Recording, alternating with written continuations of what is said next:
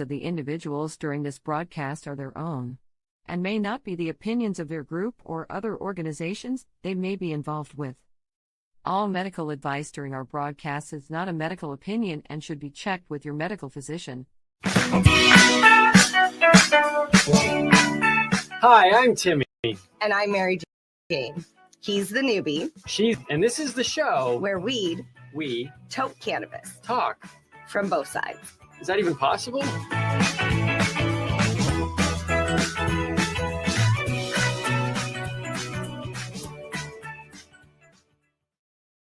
This podcast is for adults only, should not be used as a meal replacement, and may contain nuts.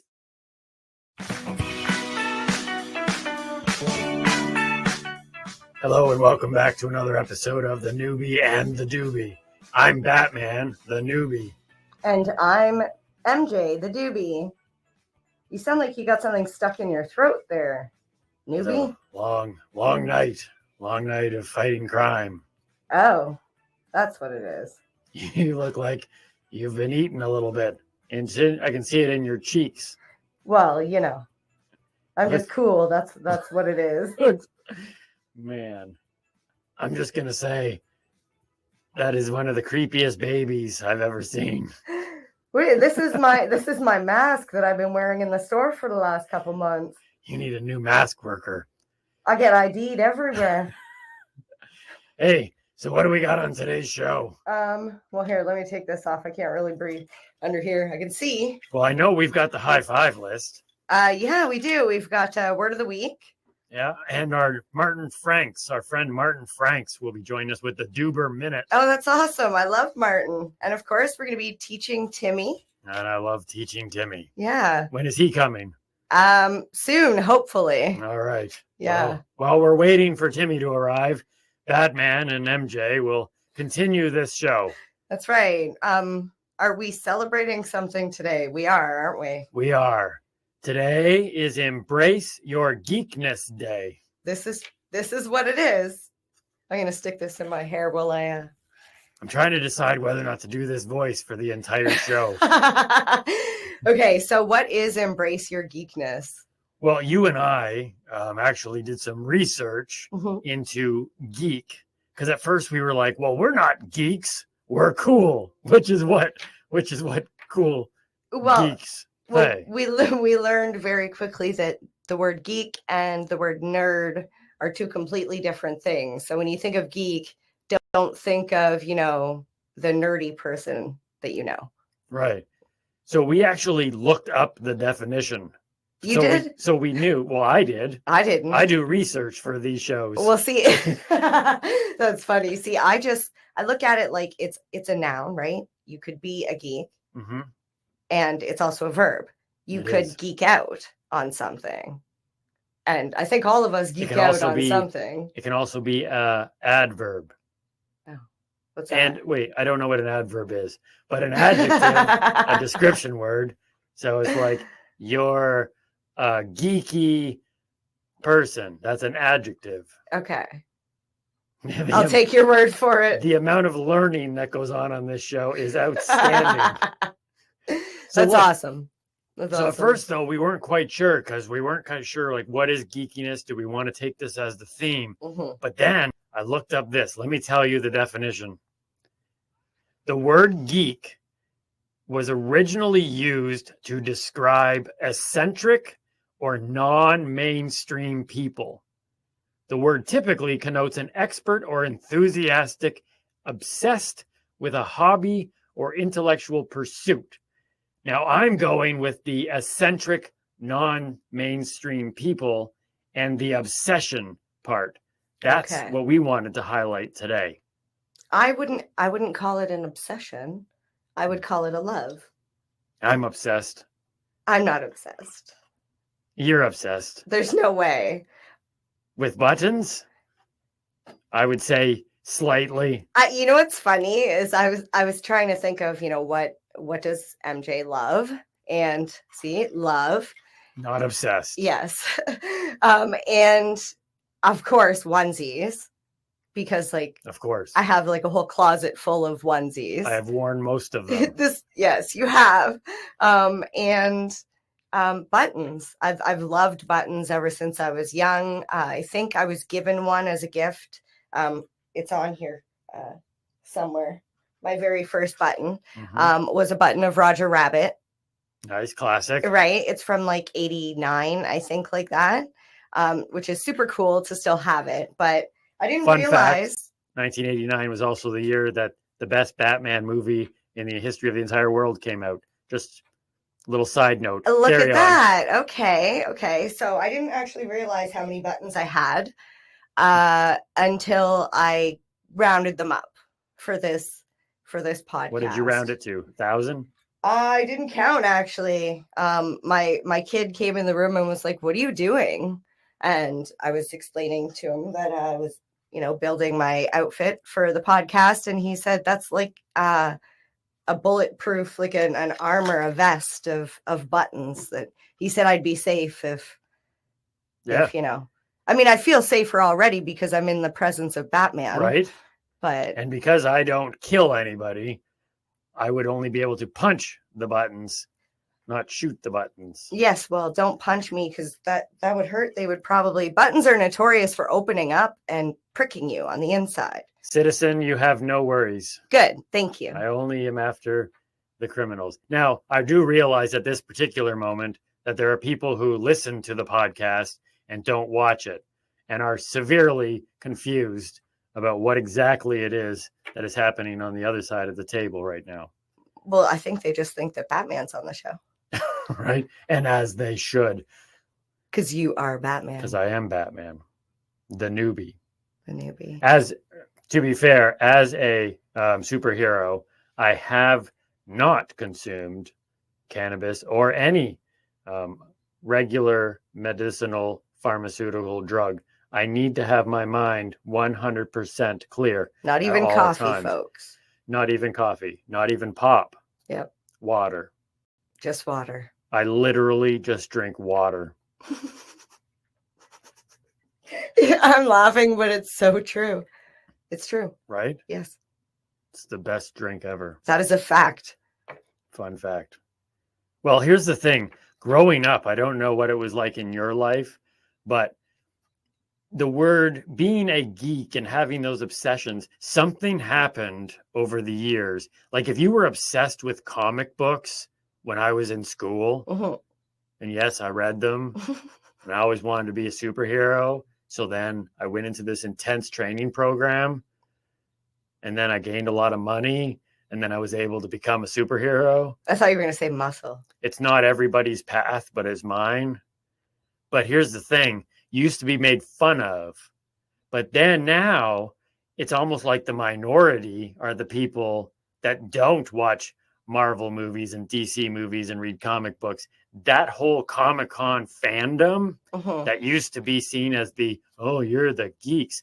They're the cool people now. Well, I think it happened when it transferred from paper to cinema. Because personally, even back in school when they're like, do the Catcher in the Rye or whatever. And I was like, is there a movie for that? Right. So people just don't want to be bothered to read the book. Lord of the Rings. People will say, yes, but the book has so much more in depth. You're missing so much. 50 Shades of Grey. But as soon as they brought it to the cinematic world, I feel like people could just go and lose themselves in this experience, because like the Marvel universe, I can't even wrap my head around how all the stories intertwine. Sorry, are you upset because I brought up Marvel? Yeah, for the record, I'm sorry. I'm sorry. See, I'm one of those people that's not in the loop, and I didn't realize up until like I met Timmy. Yes. That it was it's like Adidas and Nike. It's completely different. As a sole proprietor, I can admit that the Marvel movies are genius cinematic works of art. Just because I am not currently in those movies doesn't mean that I can't speak honestly as a sole proprietor Now, vigilante. do you think that there will ever be a crossover? Like, you know how the Flintstones met the Jetsons? Yes, I do. Like, is there going to be like a DC Marvel where the superheroes kind of like the Avengers all got together? Would there be like a master universe, so to speak? I am for that. Okay. Because I fear no other superheroes. So come on, Marvel, DC. Right? Let's bring it together. That's what this show is about. Yeah. Bringing people together from both sides. Absolutely. So why can't the DC people and the Marvel people get along, even though me as Batman is better than everyone else? Batman? I still think we should be unified. You made me think of Nightman. Wait. Or Dayman. Wait, that's going to come up, though. Don't worry about it. Okay, so... Don't jump ahead. Oh, I'm talking... Okay, I didn't even know that. Okay. Listen, we got a few things we want to talk about here, but I do want to point this out. Michael Keaton was the best Batman ever. Yes, so much so that I heard they were bringing him back in not another Batman movie, but in another movie to play Batman. Yes, agreed. I'm so happy because I agree with you. The 1989 Batman, which is back here on the shelf behind me, is the greatest depiction of my real life that has ever been done. Nice. So, if I was to choose someone to play me, it would be Michael Keaton. So who am I? Mary Jane Watson? No, that's Spider-Man, I think. Oh, yes. See, this is what I'm talking about. I don't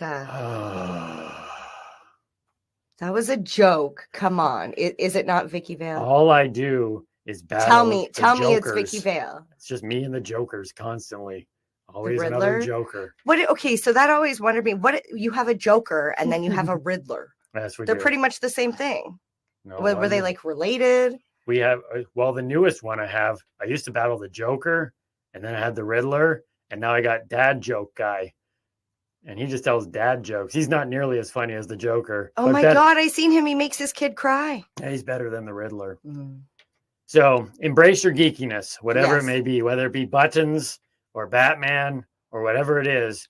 Don't let the naysayers, the poo-pooers, as we say, get you down. Embrace your geekiness. Embrace the things you're obsessed with. Be you be. Be you be. Yes, like, the newbie and the doobie. Be you be. Are those buttons uncomfortable? They're a little heavy, to be honest. Yeah. Yeah. Some people think this cowl is uncomfortable, but I have such amazing yoga shoulders that I don't even feel the weight of it. That's awesome. Yeah. So I love your buttons. Thank you. And I would be remiss to tell you this, or remiss not to tell you this, depending on how you want to use the word remiss, which I don't think I've used in a very long time. I couldn't even tell you what it means. But this cowl, currently, I have a whole lot of cowls. Alfred is fixing up my better ones right now after a big fight last night. But this one here is actually a replica of the actual 1989 Batman cowl that Michael Keaton wore. Yeah, from the best Batman movie ever. This is it. The guy who owns the mask makes replicas. You're pretty much Michael Keaton. I am. Oh, I'm so lucky. I'm Michael Keaton doing a kind of closer to Christian Bale voice. It's a weird mix. I'm also wearing the socks. Would you like to see them? I would. I was looking at your shirt and I'm like, that shirt looks awfully familiar. Did you steal that from my laundry? Maybe. Maybe not. That's my son's, right? Let me show you my socks. These are my socks. These are my Batman socks. Oh my God. Yeah. I know. They're so cool. Oh my God. Okay. Right? Yep. Those are not mine. No, those are mine. All Timmy's. Listen, I think you should embrace your buttons, embrace your onesies, and embrace my bright colors. I'm going to embrace my Batman and everything else. It is okay to be a geek if it simply means you are an outsider, or as this definition here says, a non-mainstream person. Well, how many times have I said to you, I know I'm weird, but, and then I say something and you're like, but that's not weird. That's unique. And these are the things that make us unique. And the things I've learned growing up is a lot of the things that other people might look down at, like, I like to wear bright colors. I like to wear sparkles. And on a cloudy, rainy day, generally, I'm out in the brightest colors I have because I feel it's important to be you. And people will embrace you if you're just being authentic. So embrace your geekiness. Be you. Be you, be. Okay. So I'm going to just step out for a moment. Sure. Because Timmy needs to come back. Are you going to go down the stairs? Like, yeah, I'm going to go do that. Maybe you could do your word of the week. Sure. You don't want to do high five first? No, because I'm going to leave so Timmy can come back. Oh, okay. Yeah. Okay. So start your word of the week. Okay. All right. Goodbye, All right. Everybody. Goodbye, Batman. I see the signal off in the distance. I love it. Oh dear. Okay. So our word of the week for this week, it's 2 words actually: extracts and concentrates. So basically what it is it is a concentrated form of cannabis. It is the process in which we extract the cannabinoids. Hey, Timmy.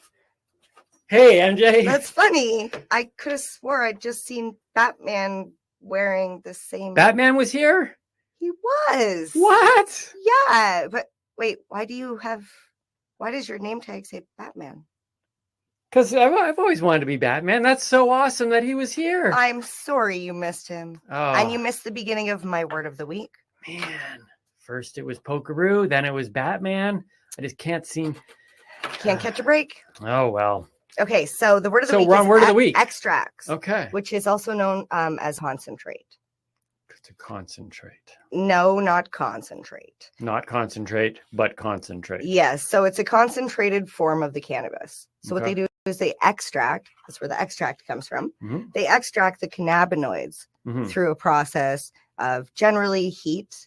There's a bunch of different ways. You can do it through butter or oil. It's generally like ingested that way, or you can smoke it in a hash or a rosin. So those are the different processes to get different extracts. Can I interrupt you? Yes. Did you say in a hash? Because I thought that hash was a product. This is a genuine newbie question. Yes. I would think that the word would be used as in hash. Correct. But you said in a hash. In a so brick. This is genuine learning moment brick here. Of hash. Okay. Yes. So if you just statement. as a consumer in the cannabis community, if you just said in a hash, people would assume it is a brick of hash. No. In hash. In a hash. No, in hash. Okay. You're correct. So I am correct. Yes. Oh, so I'm not a newbie. No, you're just a grammar police. Okay. All right. Okay. Fair enough. That's Thank true. you, sir. That's true. If I can't be Batman, the next best I can be is protect police. the world from bad grammar. You wear many hats, don't you? I do. How's my hair, by the way? It's horrible. You got something in it. There you go. Now it's on your shoulder. There we go. What the heck is that?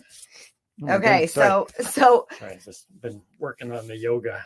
So you can extract the cannabinoids through a process, either like turn your cannabis into butter, or oil, or you can turn it into hash, or rosin, or a rosin. Okay, generally because it's a concentrated form, it's a lot higher THC. Okay.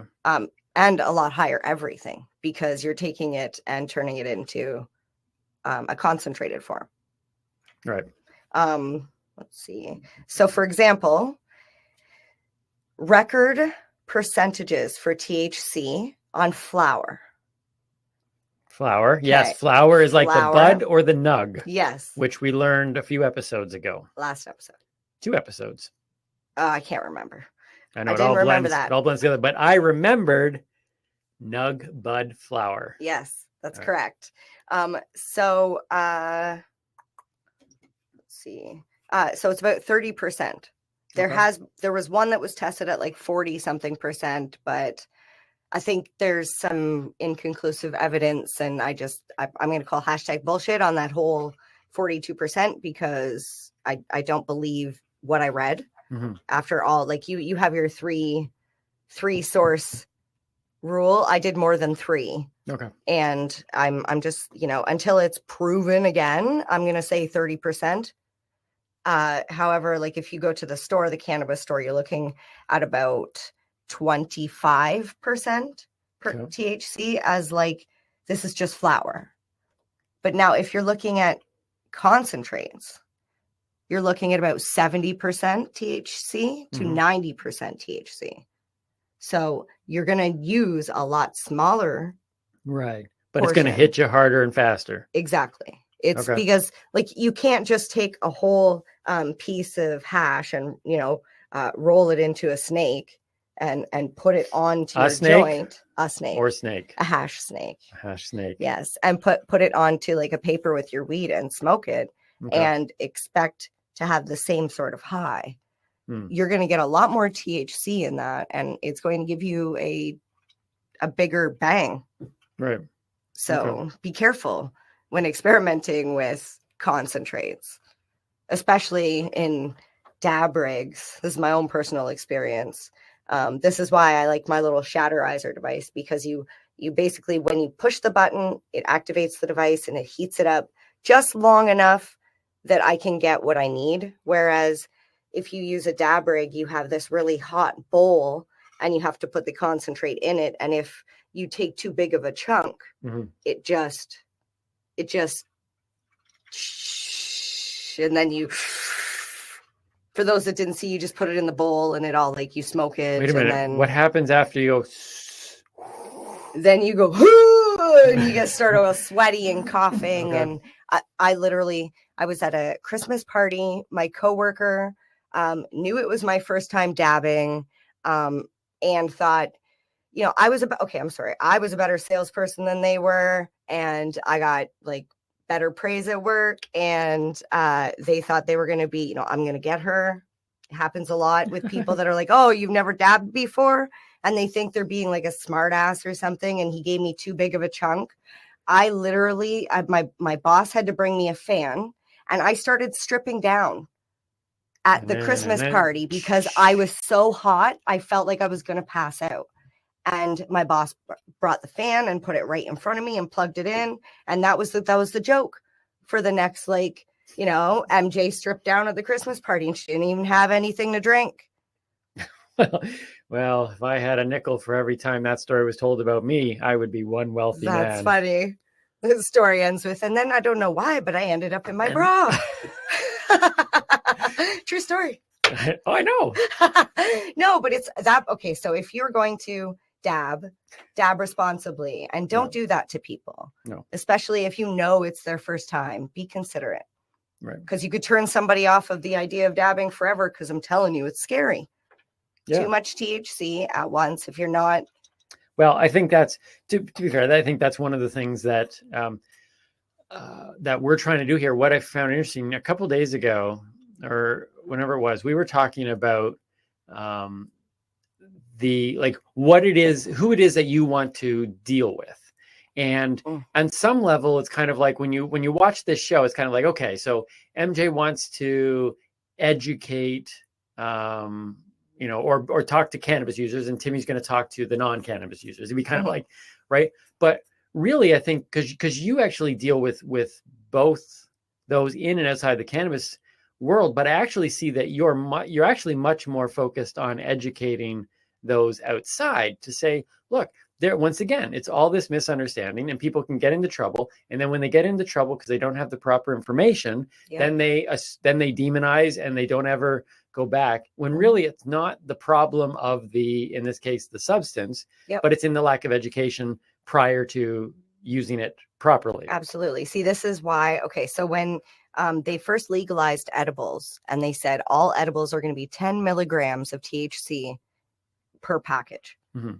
So a pack of gummies, 10 milligrams. And a lot of the cannabis community went 10 milligrams. I was included because a lot of people need higher doses of edibles. And, to go into the store and buy, 10 packs of 10 milligrams because they need 100 milligrams. Now they got to eat 10 times the amount of gummies. Honestly, I feel like the rec market was not made for the people that need the higher doses. It's made for people like you, the newbies who may be wanting to try some edibles and don't know where their dosing is. And like we learned from Danny, the stoner chef, that dosing can be difficult to learn. Sometimes you have to cut the recipe with, a little bit of regular margarine or butter just because it's too strong. So at least being able to go into the cannabis store or the retail store, you can speak to a bud tender and ask them, about the products, and you can actually get dosed amounts. So if, you try 10, it doesn't work, you take 2 next time. But it's a great way to learn where you are. I mean, like, that's what we did when we were younger and we just started drinking. We had to learn how many drinks was our limit. Education. So, exactly. Education.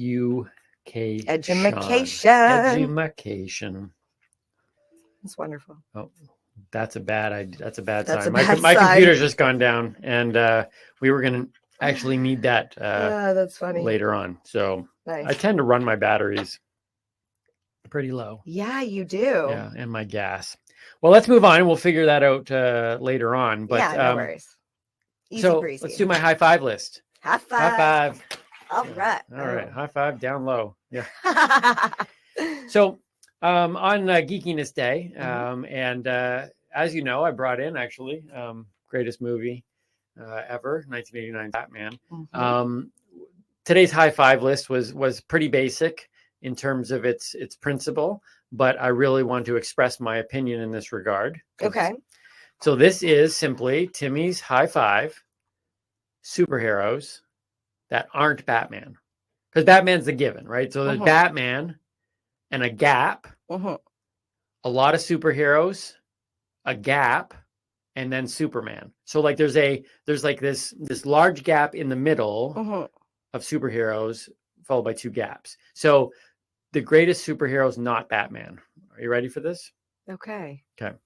Number 5 is someone who has recently come into my Your sphere? my sphere of knowledge that I gain every day, and is on here simply because it's fresh, it's new, and I'm thoroughly enjoying it. It's Dayman. Do you know Dayman? Yes, I do. Although I thought you were going to say Wanda, to be honest. Let me go through this list. I'm sorry. This is number 5 on the list. Oh, I thought we were going to. Okay, We are going back up. 5 to 1 all the way to 1. I don't know why. For some reason, I thought you'd say the first one first. I don't know either. Maybe it's because I'm hot and I'm getting delusional here. Could be. You're in a onesie. I know. In a hot studio. You should do what I do and wear no pants. I brought an outfit underneath. Can I interrupt and can I? Why? Why are you wearing I'm really hot. And Wait, shake though. I mean, like instead of the belly dancing, just do a little button dancing. Okay, but I have a question for you. Okay. And for you. I don't even know. Actually, So, let's see. and for you. And for you. And for you. Oh, not for you. So, this shirt I got.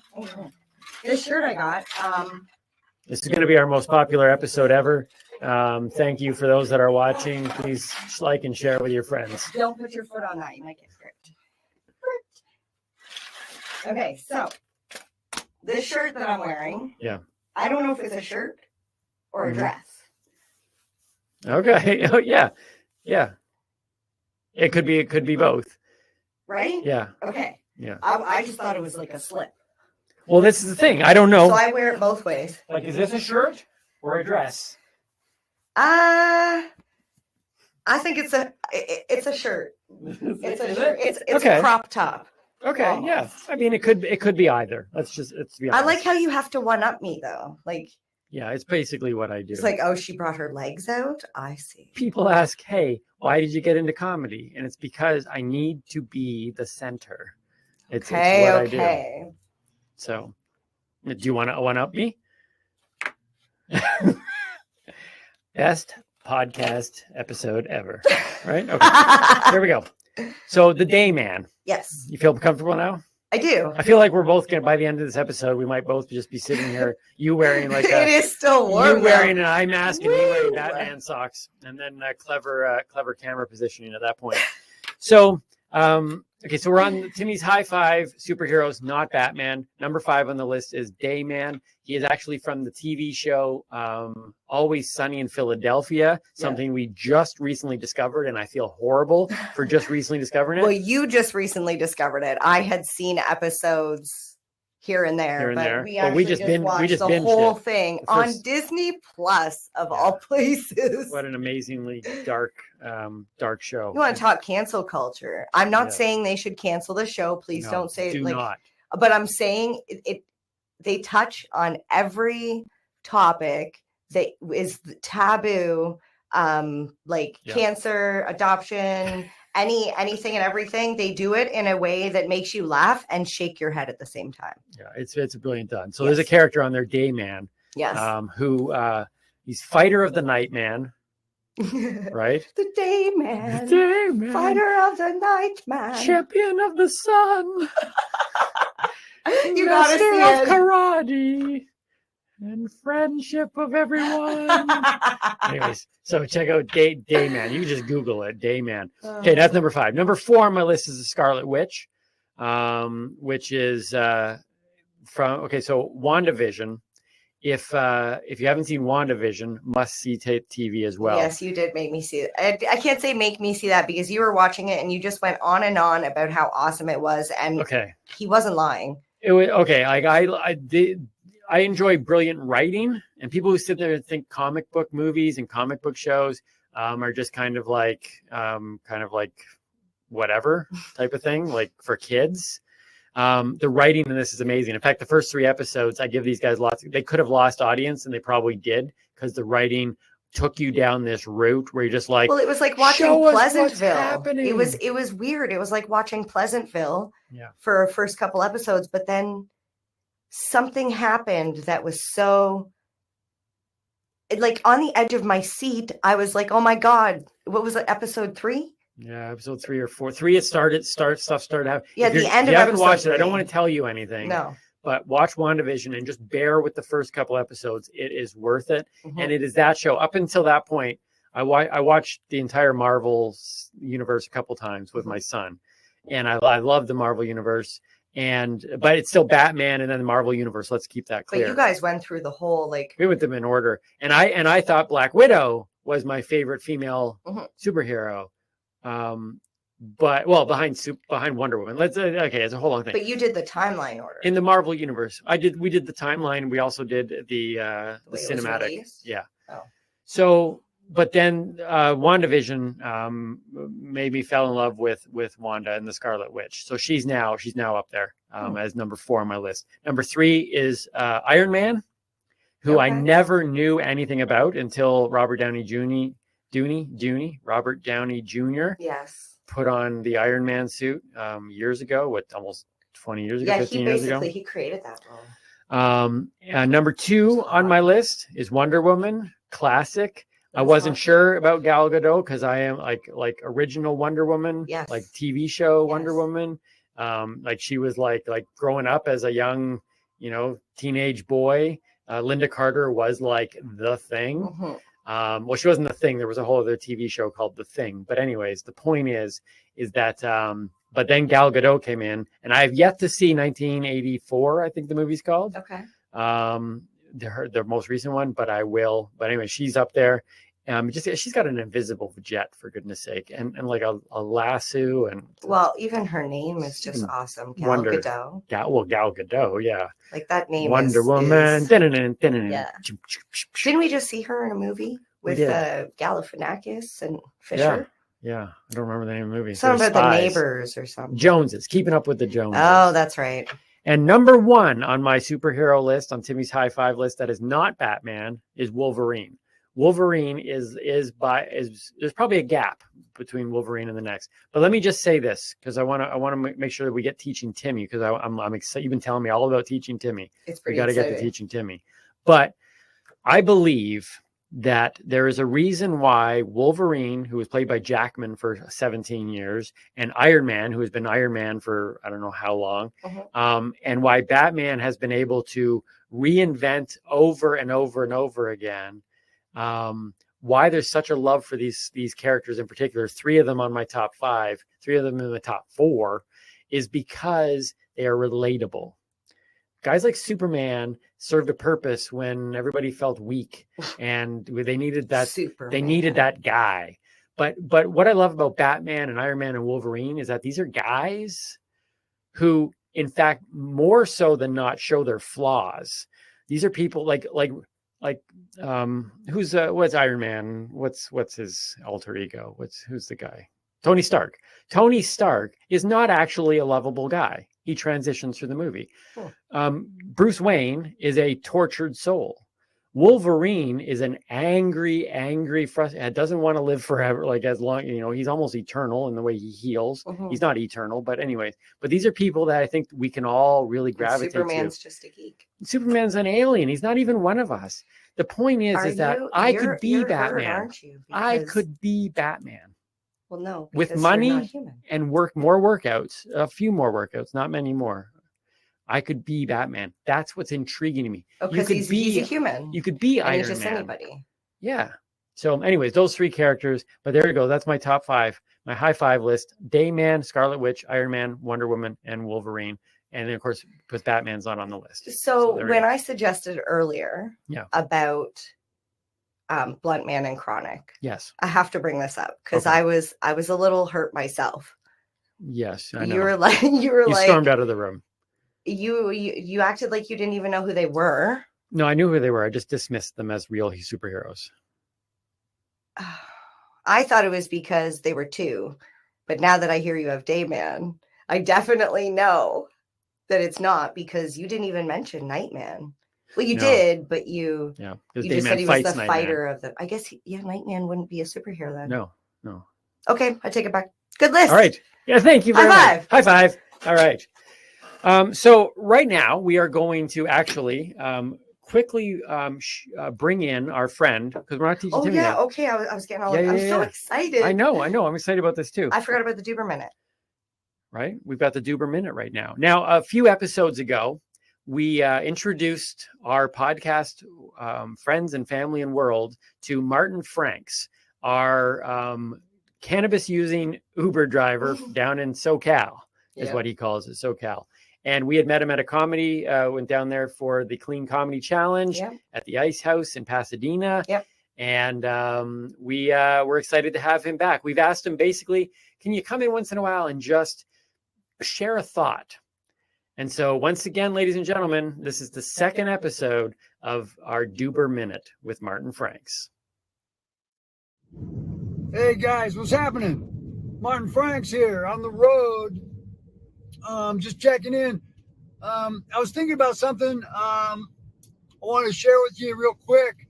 About a year ago, somebody, they find all kinds of things in your car when you're Uber driver, wallets, phones, purses, sandwiches, whatever, all sorts of stuff. But I guess one of the weirdest things I found in my car was a hamster, man. I looked down, at first I thought it was a rat, okay, but it was a hamster. I was like, oh man, some dude left his hamster in my car, which is weird. But anyway, it was like, okay, well, I gotta catch this little guy, which I did. Hamsters are cute.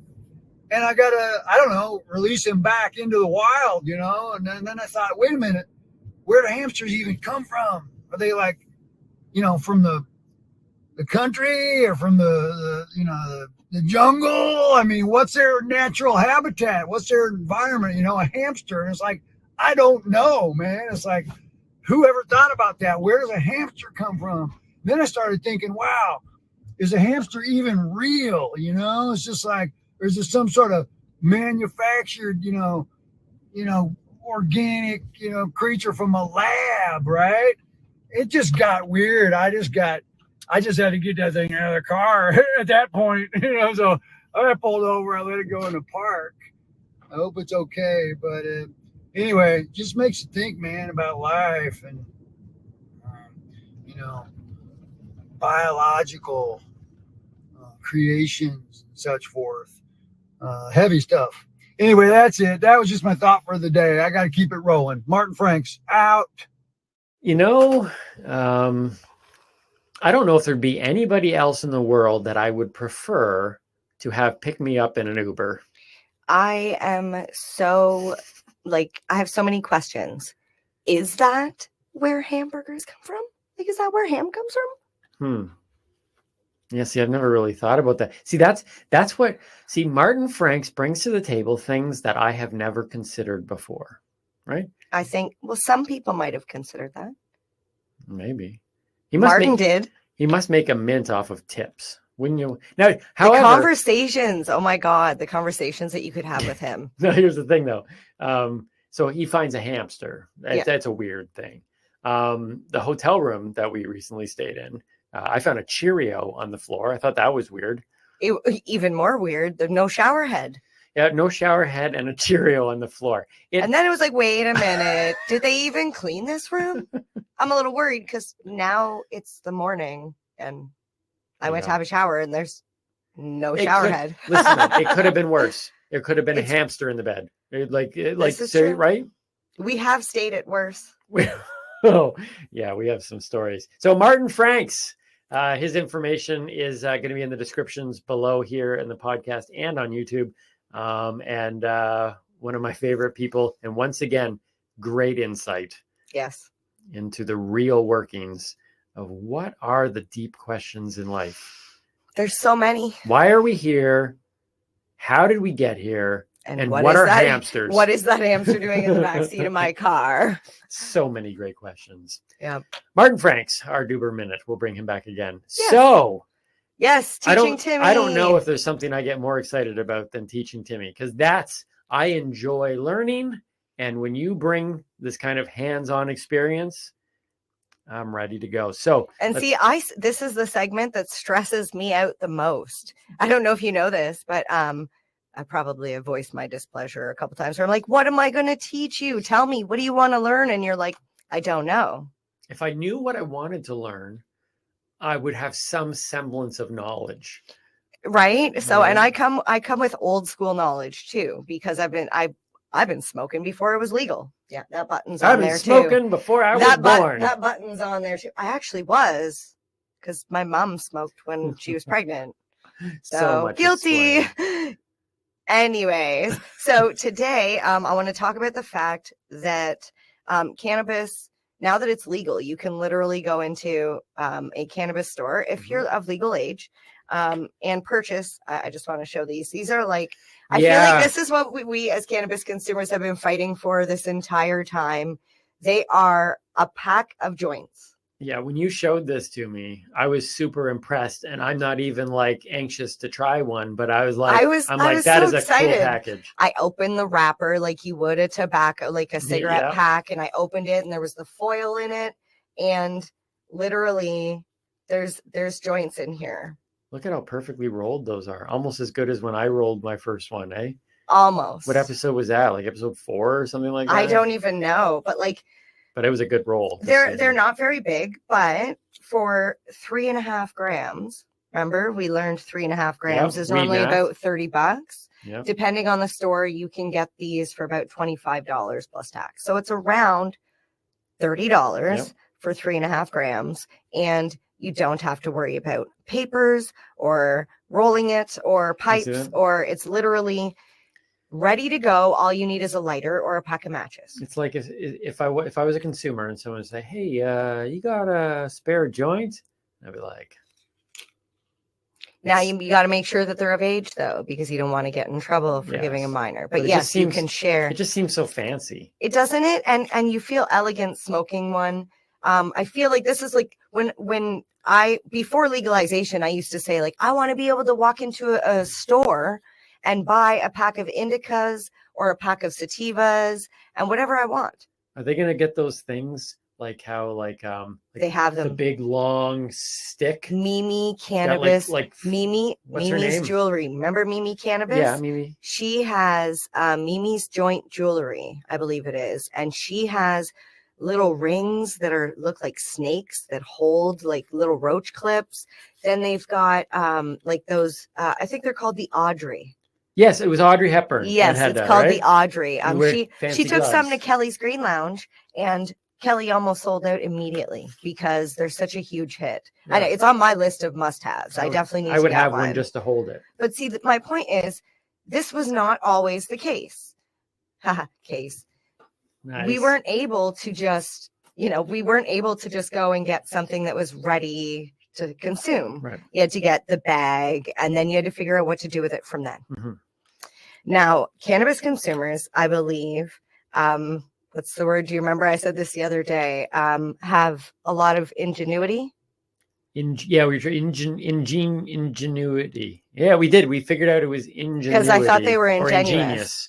Yeah. Ingenuous, but they're not. They're genius. I'm just going to say they're genius. They'll find any way. We walked like about 8 city blocks trying to figure out why this word didn't sound right. Yes, but that's because they're ingenuity. Their ingenuity.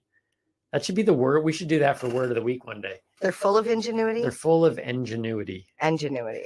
Okay. Anyways, they can engineer a smoking apparatus out of almost anything. Okay. People have been known to smoke with pop cans. Yeah.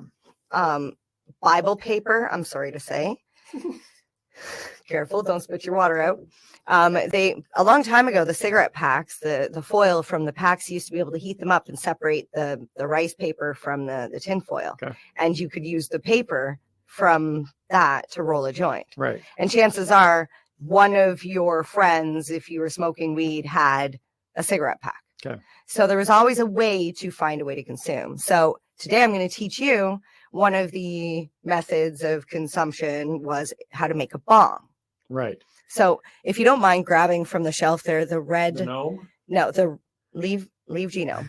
Okay. So the red bong or hookah here is a homemade bong that I purchased a plastic travel bottle from Niagara Falls. Sorry. Okay. Coke, not sponsored, I might add. But we're not opposed. This is true. Definitely opposed to Pepsi, though. Opposed to Pepsi. Yes. Unless the money's good. Yes. If it's good money, then we're not opposed. So this is just a hookah style bong that I had made out of parts from a head shop. The hookah style, is that like when you hear about like those lounges where they're sitting around? Like it looks like they got this big like thing. It's the hose. The big hose. It's the hose. Passing the hose around. So a lot of times in hookahs they smoke shisha. Okay. So it's a type of tobacco. Tobacco, sorry. Shisha. It's flavored shisha. Okay. Generally comes in a pouch, and there's like a method of doing that. But I use the hose because this was too big of a spot for me to put my mouth on and get a good airtight pull. Got it. So that's the method that I had chose. I'll just give that back to you. So we're going to make you want today, me to put this on the shelf? Or anywhere, even on down there is fine. So today I'm going to show you a water bottle. Yeah. We're going to need a lighter. Okay. Because we're going to have to heat up the water bottle and a pen. That's all we need? That's it. This is exactly what you need when you have to give somebody like a tracheotomy or something? I think you just need this. You just need the pen? I'm not sure. I'm not 100% on that. I think you want to heat up the pen to kind of sterilize it.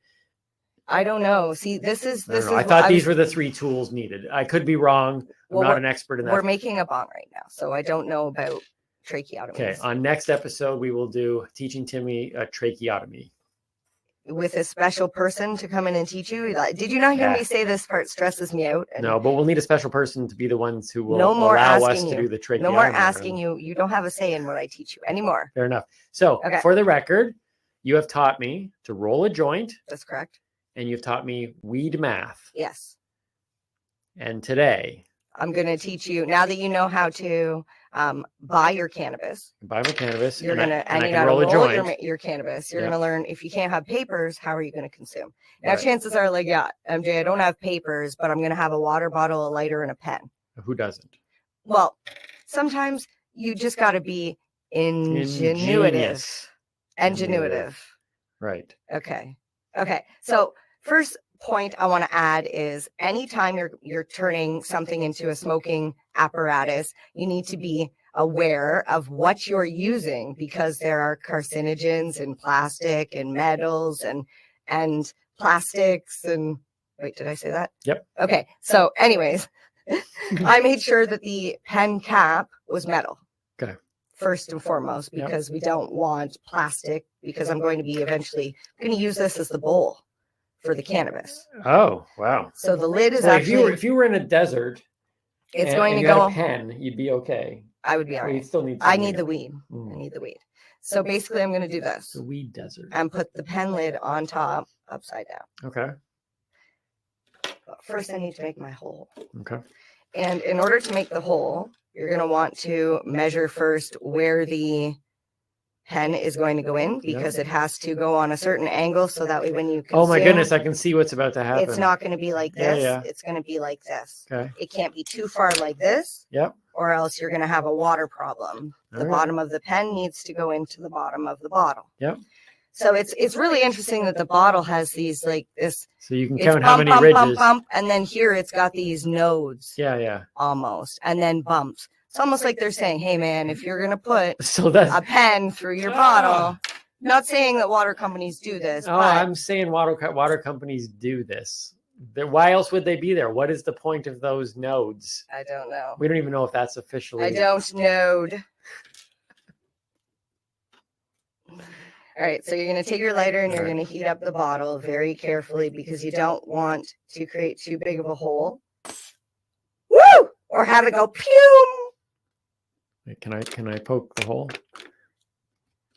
No, because it's not hot enough. No. Okay, that's never happened before. Oh, I don't even know if this is safe anymore. Oh, you know what it is? There's What's already it? a hole in it. Do you have a pre-made? Okay. So water That's what it was. I was companies. pushing the air out. See, I was pushing yeah, the air yeah. out, and I was like, why is the flame going outwards? So water companies not only created nodes where bongs could be made, but they put pre-holes in the water bottle. Pre-hole. This is awesome. All right, so don't make the hole too big, which I probably already did, but we can fix that. Oh. And the way to test it. So, yeah. See, like this is, I will say this probably multiple times on this show. Only stoners come up with this stuff. Like you've got a pen with the lid on back, with the tip on backwards in a water bottle. So in any, you've in created any bong, a way to smoke wood.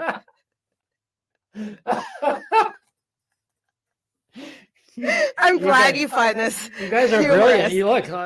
I'm going to say you guys because I'm in the cannabis space, but without being in it. That's why Genoway asked you why not, because I feel like just like her, probably okay. cannabis expands your Yeah, thought process. I will out admit, of the box. Look, I'll admit, you take away, there's a whole lot of science, and people can throw all these science stuff at me. I will just simply say this: all of that put away, good and bad, put all that away, and I'm just going to say, pot smokers are at times genius. I'm just going to say that. That's why I said that in the beginning. They're ingenious. Ingenuous. No, ingenious. Okay, So I'm impressed. So in order to make sure that you have an airtight seal, you would cover this part Yeah. and then suck through the top. Okay. You see how the bottle Yeah. sucked in? Yeah. And that means there's a really good seal. Okay. If it wouldn't have sucked in, then that means here there's an air Okay, and you problem. said that you'd be able to fix that. Yes. So a lot of cannabis consumers also carry chewing gum.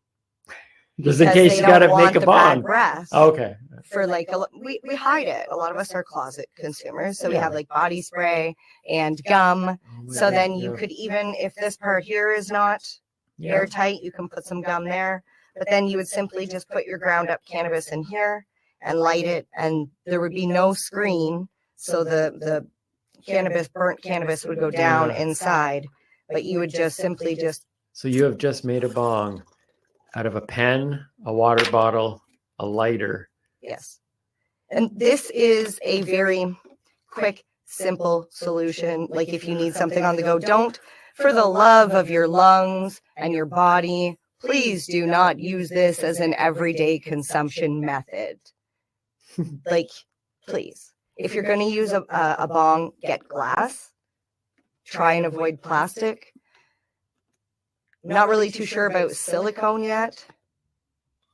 You checking the air tightness? Well, I have officially take your finger off. I've officially and pull used and a listen bong. to the sound. I've never used a bong Listen in real to life. the sound. Put it up and do the bubbles.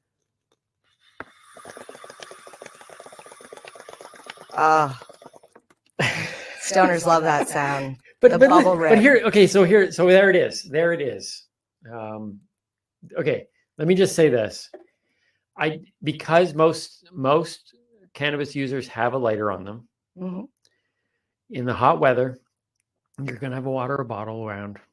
And I don't know if people carry pens all the time anymore because everyone writes their notes on their Target phones. the older gentleman because I guarantee you he's got one in his upper left breast pocket. Just go up to a lady, and actually most woman would have women one too. Will have one in their purse. Any age. Right? Most women would have a purse. Guaranteed most women today have a water bottle, a pen, and a lighter in their purse along, right? So if you're ever sitting there saying, I have some pot and I have no way to smoke it, find an older woman who's got a big purse, and guaranteed in there, you got everything you need. Well, honestly, the quickest way people used to do it was a pop can.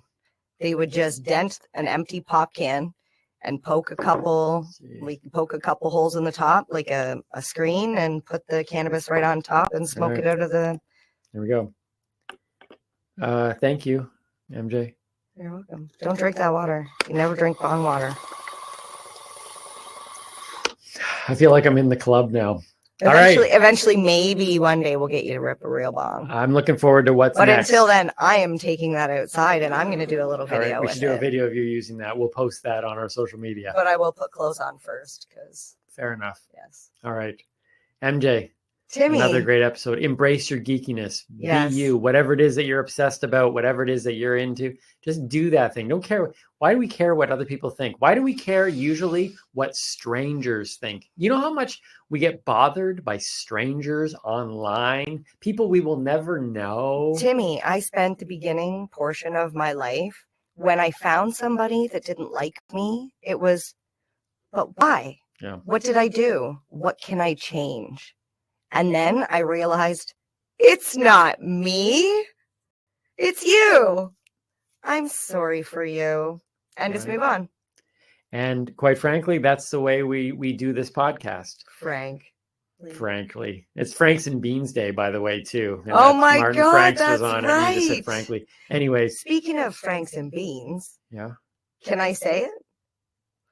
I guess Am I allowed? I don't know. Frank and Beans.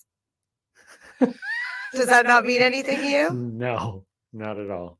Oh my God. Are you telling me that you have not seen There's Something About Mary? I am telling you that. Yes, I'm telling you that. And just like Ben you Stiller didn't know movie, the Continuum Transfunctioner. Yeah, there's so much I need to learn.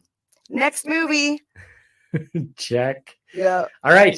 So go and embrace your geekiness. We're doing this show, and there's going to be people that like it, and there's going to be people that don't. All we hope is that eventually we have enough people who like what we do. Yeah. Just MJ being MJ and Timmy being Timmy, that we can talk about cannabis from both sides, and we can find enough people that enjoy what we do that we can just continue to do this and have fun doing what we're doing. That's right. I love it. Another good episode. Good job. What are we going to do? Oh, yes. Wait, here's the ending. Here's the ending. We're going to get this one. I'm Timmy. And I'm MJ.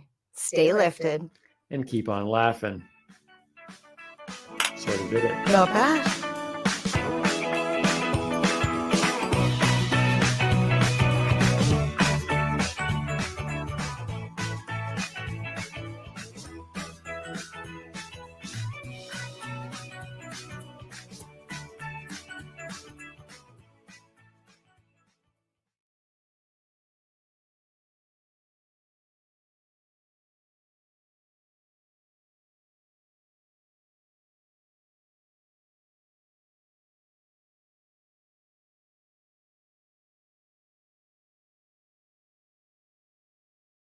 The opinions of the individuals during this broadcast are their own, and may not be the opinions of their group or other organizations they may be involved with.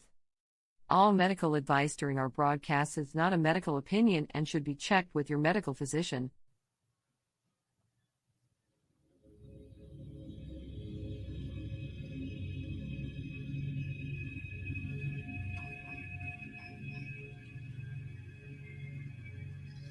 Well, our subject this afternoon is cannabis, a subject which is of interest to large numbers of people, though it's rarely discussed and in fact seems to have attained the status of somewhat of a taboo in polite society. My interest in it is intense and lifelong, I must say.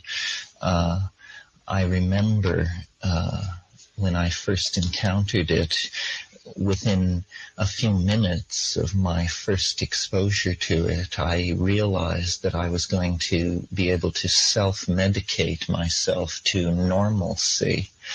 I was, as an adolescent, what's called a nervous child, and sort of had a personal style that was very hard driving and, I'm told, fairly abrasive. And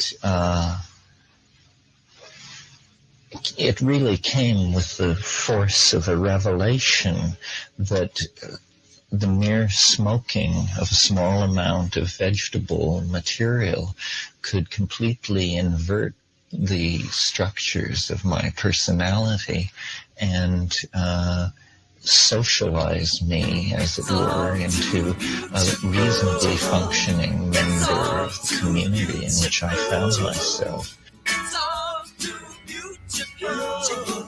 You're inclined to blow my mind, get hung up, beat the decks with a bomb. They all come out to groove about the nice and her part the same. It's all too beautiful.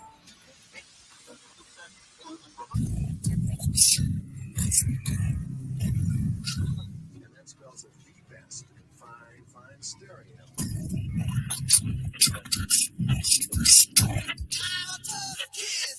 Alan, Ladies and gentlemen. you're having a nightmare. What if it's true? Ladies and gentlemen. Alan, it's a possibility, isn't it? The very word secrecy is repugnant in a free and open society. And we are, as a people, inherently and historically opposed to secret societies, to secret oaths, and to secret proceedings. We decided long ago that the dangers of excessive and unwarranted concealment of pertinent facts far outweighed the dangers, Constant, extreme danger. which are cited to justify it. Even today, there is little value in opposing the threat of a closed society by imitating its arbitrary restrictions. Even today, there is little value in ensuring the survival of our nation if our traditions do not survive with it.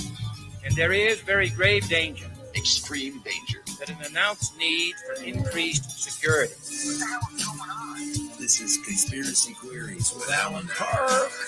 Live in Seized upon Toronto. by those anxious to expand its meaning to the very limits of official censorship and concealment. That I do not intend to permit to the extent that it's in my control. You're crazy. And no officious, high or low, civilian or military, should interpret my words here tonight as an excuse to censor the news, to stifle dissent, to cover up our mistakes, Isn't the Pentagon suspicious that all the building would blow up? or to withhold from the press and the public I think you're just looking at things for the first time. the facts they deserve to know. You've had your whole f***ing life to think things over. What good's a few minutes more gonna do you now? The facts they deserve to know. They deserve to know.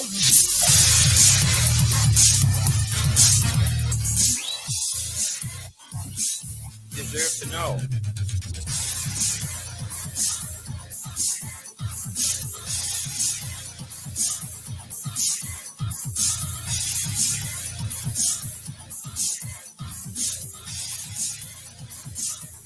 deserve to know. Hello, thank you for dialing up Green Crush. We're live in Toronto. It's Green Crush Conspiracy Queries with Alan Park. Thanks for tuning us in, dialing us up. Facts they deserve to know.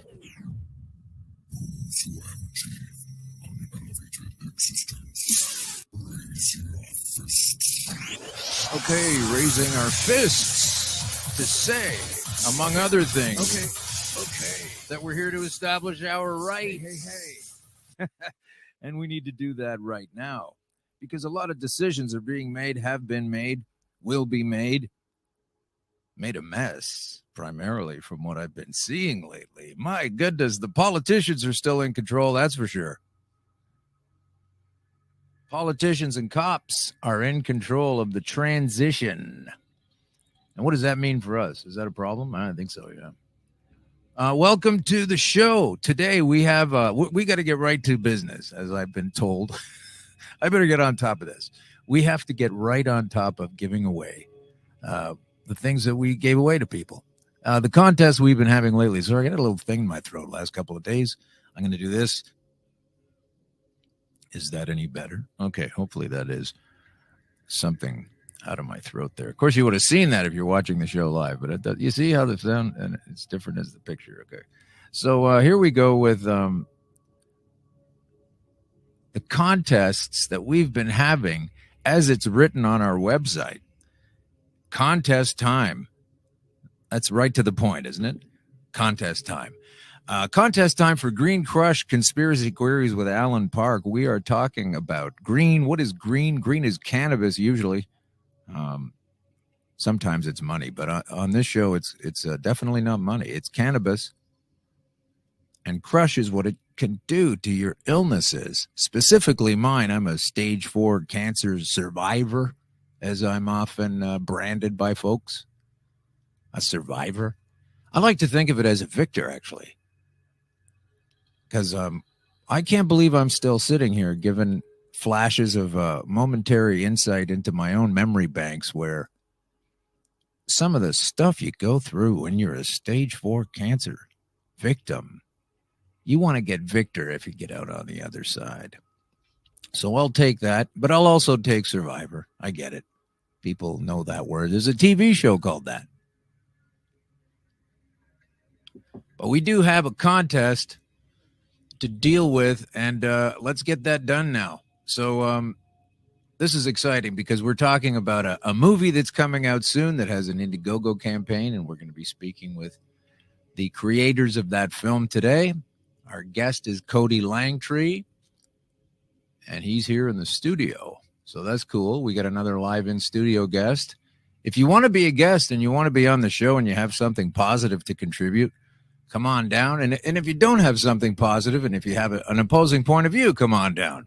So far, no takers. I understand. It's difficult to put yourself out there. I was on a Facebook thread the other day, and someone was telling me, I'm going to give you the salient points of what they were going through. They said, okay, first of all, I used cannabis and chemo in my cancer recovery, and the cannabis didn't work, and the chemo did. And then the next point was, but I don't really know anything about cannabis. And then the next point was all the reasons why he knows it doesn't work, while also claiming to not know anything about it. So these are the folks. these are the kinds of people. At some point now, I just pick up my ball and go away at that point. I go, there's no way you're going to change this fellow's mind. He's made up his mind. It's bad stuff. He doesn't want to know about it. Not going to look into it, but knows that it's no good because he's made up his decision that, I'm beating a dead horse here. But this guy was talking to me for about an hour back and forth, and I finally realized, what are you doing? He's up to the quicksand, up to his neck, and you might want to save him, but he's up to his neck. So why risk yourself? So Cody Langtree is here from Hamilton, all the way in from Hamilton. Is a winner of the Hamilton Independent Media Awards, or HEMA. Is that HEMA? HEMA? And anyway, nominated 5 times, won twice. Best journalist for social justice and human rights. And also that was the the movie, the Harper Man documentary. Remember that the guy that made a song about Harper, the previous Prime Minister of Canada, and then a song came out, and now a documentary. And so Cody did the documentary. He's here today. Not to talk about that, but we could if we, it's all right. It's not like out of bounds. It's just not as specific. And for best journalist regarding the environment, Cody and Zena Haggerty, a documentary called "Clean Up This Mess." And these are journalistic awards they give out in Hamilton for. They're called the Maggies. I don't even know why that is. There's probably some great historical reason that I don't know regarding the Hamilton journalist scene. But the Maggies, an award's an award. If it's in the field you're in, good for you. And so his bio is that he's most often inspired by dialogue created by the connection between time, beauty, and our personal limits. So we're going to talk about that. Or sorry, our personal truths. Well, let's talk about that. Sometimes truth is in a limit. In the 10 years since Hamilton Scene's inception, and that's a SEENS, Hamilton Scene, Cody has guided the company from small commercial production to white boxing partnerships with major marketing firms, and finally to the creation of documentaries, and that's why he's here today. So we've got some video links to play later when he comes in, and we'll see about this movie. It's called Dispensed With. This is what he is here for today. It's Indiegogo.com. And you go to Dispensed With, a Canadian cannabis documentary. And if there's anything that's important right now regarding all of this transformation into how we're sliding around our cannabis rules around the world, as I broadcast from Canada at 234 King Street East in Toronto's, well, it's kind of a cool part of downtown. And we are at the Pacific Junction Hotel. Come in and get some food and some drinks. Sit around and talk about it with us. Talk about the place. Talk about the topics on the show here at Eggplant Digital Media. Brought to you by Eggplant Digital Media. That's like saying it twice and you're getting double bang for your buck on the commercial. See? But you're concise with it. So the contest winners. All right. Now we have to get to the contest winners. They have names, so hopefully they're listening, and if not, we will contact them and send them whatever it is they want, books and things. We gave away a big ritual box. That was pretty cool. Everybody wanted to get that one, but that's not what this is. Okay, here we go. So the book winner is at Stonercast. At Stonercast. Check them out on your internet device. Another great show about all things cannabis. And when I say another great show, I guess I was subconsciously referring to this one. But I think it is, or I wouldn't stick with it. I really think there's more good things to come on this show. And on that show, too, at Stonercast and so many other shows, because it's a shifting paradigm. If you can't see it, I don't know how to better tell you. I got like 50 hours of this kind of stuff online for your perusal and understanding. Previous shows, we're way up there now. What are we at? 30, 33, 32. This is episode 32, so of Green Crush. And lots of information on these previous episodes on where to go, who to ask, how to learn, how to help yourself in a health capacity by using this substance, cannabis. And now marijuana is actually a racist thing. With all this sort of hard to the left tacking of what we can and can't say, it's probably time to erase the word marijuana from the lexicon, since it was a pejorative term invented by those to make this substance look bad. Racism's been around for a long time, and it actually tainted this entire venture. So let's just call it cannabis, and if that's what we're going to do with all of these other words. Man, I'm dry today. I got to keep drinking. All right. Here are the winners. Mike Gould. Mike Gould is a winner. Ken Proud is a winner. Annie Edmonds, Jamie Horan, and Colleen McIsaac. They're all winners of the Great Cannabis Conspiracy book. Okay, so everybody gets that, and you will get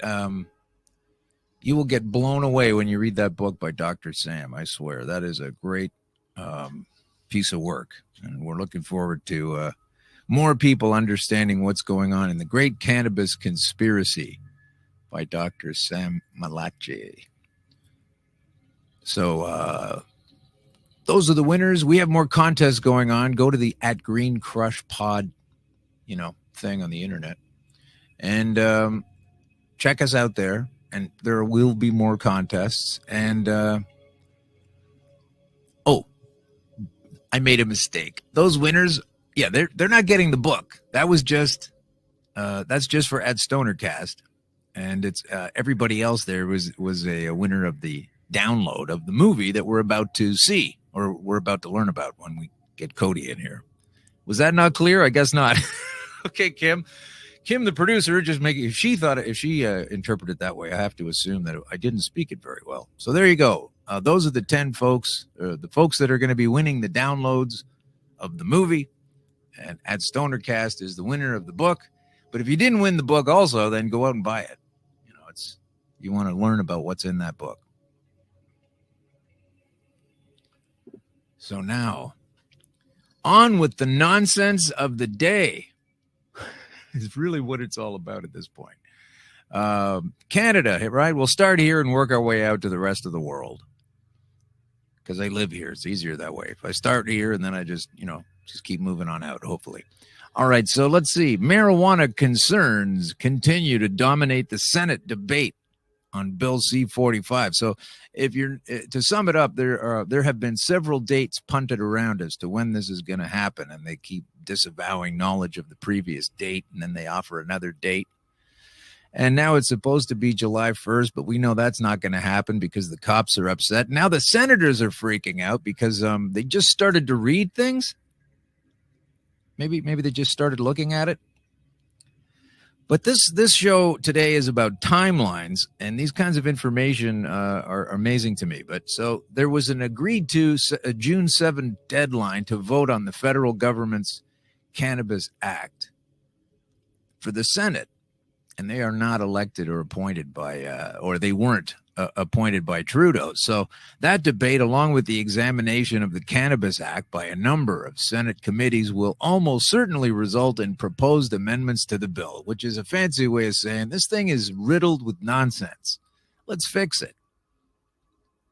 Because these folks who call everybody criminals who were using this substance before, now they're criminals, and now the government's going to do it, and they don't know what they're doing. And we'll find that out a bunch today as well. So the Senate debate has been going that they want to involve all kinds of amendments to this bill. And many of the senators are concerned. There's not just one guy sitting there with his thumb up, There's a lot of people upset about this. Between conflicts of government, between conflicts of federal governments and provincial governments, and all kinds of nonsense, just because this thing is now going to be legal. So that's what they're saying. The senators may slow things down, may cause a delay. It's a big concern, a big drama going on about whatever the senators think. This is another piece of information regarding the Liberal government. Here's a conservative senator saying the police. Here's one thing that senators are upset about: is the police won't be ready for high drivers by the Canada Day deadline. That's what this particular senator says. His name is Senator Claude Carignan. I believe that's how you pronounce it. Don't hold me to it. Speaking on the legislation about driving under the influence of drugs. And so if the police don't know how to enforce it, and they don't know, the government doesn't know how to understand at this point, how to tell at this point in history, if you can't tell, and you're unable to discern whether someone is impaired, this is the big problem. And I'm going to try to explain it to folks who might be new. We've been getting some new people saying, "Well, I'm just going to start from the beginning and work forward, but I'm going to watch your new show tomorrow." So here's the new show. So here's what you need to know. When I took the cannabis oil for my cancer problems that don't anymore seem to plague me, what happened was I had to start very, very small doses. This is the recommended dosage of the cannabis oil. You don't just introduce a gram of oil into your blood every day because it is psychoactive. It is a concentrated dose. And it is going to give you one hell of a ride if you use it improperly. This is education about the substance, not indoctrination. This is what I'm telling you is that it's a very, very concentrated format of the entire, you're basically got represented an entire cannabis plant, a 6-foot bushy plant from tip to root, baked on down, cooked on down to a tiny 60-gram vial, and you take this over 90 days. So you have to start with what I call pinheads, tiny little half a rice grain, half an uncooked dry rice grain. And you start with that, and hopefully you won't feel it at all, particularly if you've never had, I sound like Tom Brokaw for a minute there, particularly if you've never had cannabis before. So you need to start off slowly. There's no point rushing through the procedure. And but if you take, say, two pinheads, you know, like on a pin, tiny little thing, you take 2 pinheads of that, you're going to be very tripped out. You're going to be riding the rails of craziness at that point because you took too much too fast. It's not like smoking a half a joint or something. This is a powerful induction into your system of a super concentrated, fantastic elements in terpenes and cannabinoids. But the thing that gets you high, the THC, is also concentrated at that point, which is great because you're using it for healing. But you have to go very slowly. Now, I'm explaining on the one hand how to take this oil if you need to turn your health around. So it's a bit of a refresher. And I'm also explaining that the impairment laws and why the grounds are that I believe that they are completely off the rails and don't make sense. And these folks are freaking out because they know if they're going to come out with the laws that we've been hearing about, they're going to be constitutionally challenged all over the place, scientifically challenged. And why these folks don't want to get this right before we usher in the paradigm of people getting arrested and everything else. It's about time they learn this thing before they create that hell that could happen in the courts and families and people getting busted and all of that. So I'm trying to say that if you take this tiny little pinhead amount, you're good. If you have 2 too quickly or even 3 pinheads, that's not a lot, right? 3 pinheads. That's not a lot, right? But it is if you haven't had it before. And you gradually build your way up until, now you're taking 5, 6 pinheads. Now you're taking a whole rice grain. Okay. Now you're taking 2 rice grains, and your body eventually, through the homeostatic process, how about that? It eventually metabolizes, and it's no longer the psychoactive engager at that point. It's, you're fine. And you've learned how to build your tolerance, or you've trained your body to build its tolerance. And so when you get to that stage, 3 pinheads, you're not going to feel it. It's not even going to be there. You're going to be taking a gram a day of oil at that point by the time you've built up the immunity. This is information, by the way, not a commercial. Please put down your legal books. So what I'm saying is by the time you take a few of these pinheads and you build up your tolerance and you're on your way to a gram a day, and then you're regularly taking a gram a day for the rest of the 3 months, in order to chase away your cancer, as I have done, instead of realizing that at a gram a day, so if I started with that back when I was supposed to be taking a pinhead, you can imagine. I mean, you're going to pass out. You probably go into what they call a green coma. Is that what it is? Green out. And you'll be asleep for, oh God, maybe a day and a half. That's all true. It's a thing you have to learn, that this stuff is a tool, and don't be one and use it incorrectly.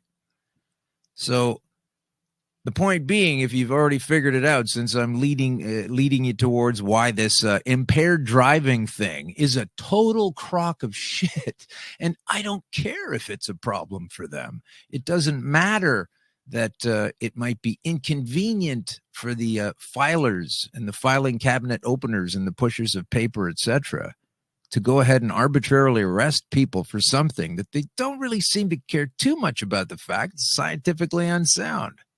And that point is this. If I take a sleeve of this stuff, 1 gram, and I take that and I'm doing that for 3 months, and I'm into the cycle where I've taken it in and I've acclimatized to its psychoactive effects, and I'm not impaired, and I can do anything that there is to be done without fear of impairment because it's not like alcohol, and it shouldn't be purveyed by folks who are all about that. But it is. And I can operate with that gram in me, not just me, the person, anybody who has built up their tolerance, and there are thousands of us. So open up to that fact as well. That folks are able to tolerate this dose because it eventually becomes normal. But if you're just starting out and you take a half a pinhead and then a rice grain, then you move on to 5 rice grains and you jump there too fast, and then let's say the next night you go, yeah, you know what, it's Friday, I'm going to take this whole gram. You're going to be so spaced out. It's unbelievable, but you're already spaced out on the little tiny amounts. So the question is, how is it that a person, okay, settle down, I'm not trying to get anything going in that direction. If you're a person operating a vehicle or whatever the sobriety test might be, and you're taking a gram a day, it's completely conceivable, gram a day of oil, it's completely conceivable that you can operate that vehicle with 100% safety accuracy just as well. And there's data to back a lot of this up, okay? Not every single thing I'm saying has data behind it. But that's my opinion behind there. But there is data to show that it doesn't interfere the way alcohol does. Your body's trying to purge alcohol every second it's in there. That's why it's off-gassing, later. You had too much, wake up in the morning, smell like the bottle you drank last night. It's still coming out of you. It's chasing. Cannabis doesn't do that because it's a nutrient and it doesn't want to leave your body. And I don't know why people that set laws and policies continue to pretend not to know that shit. So, yeah.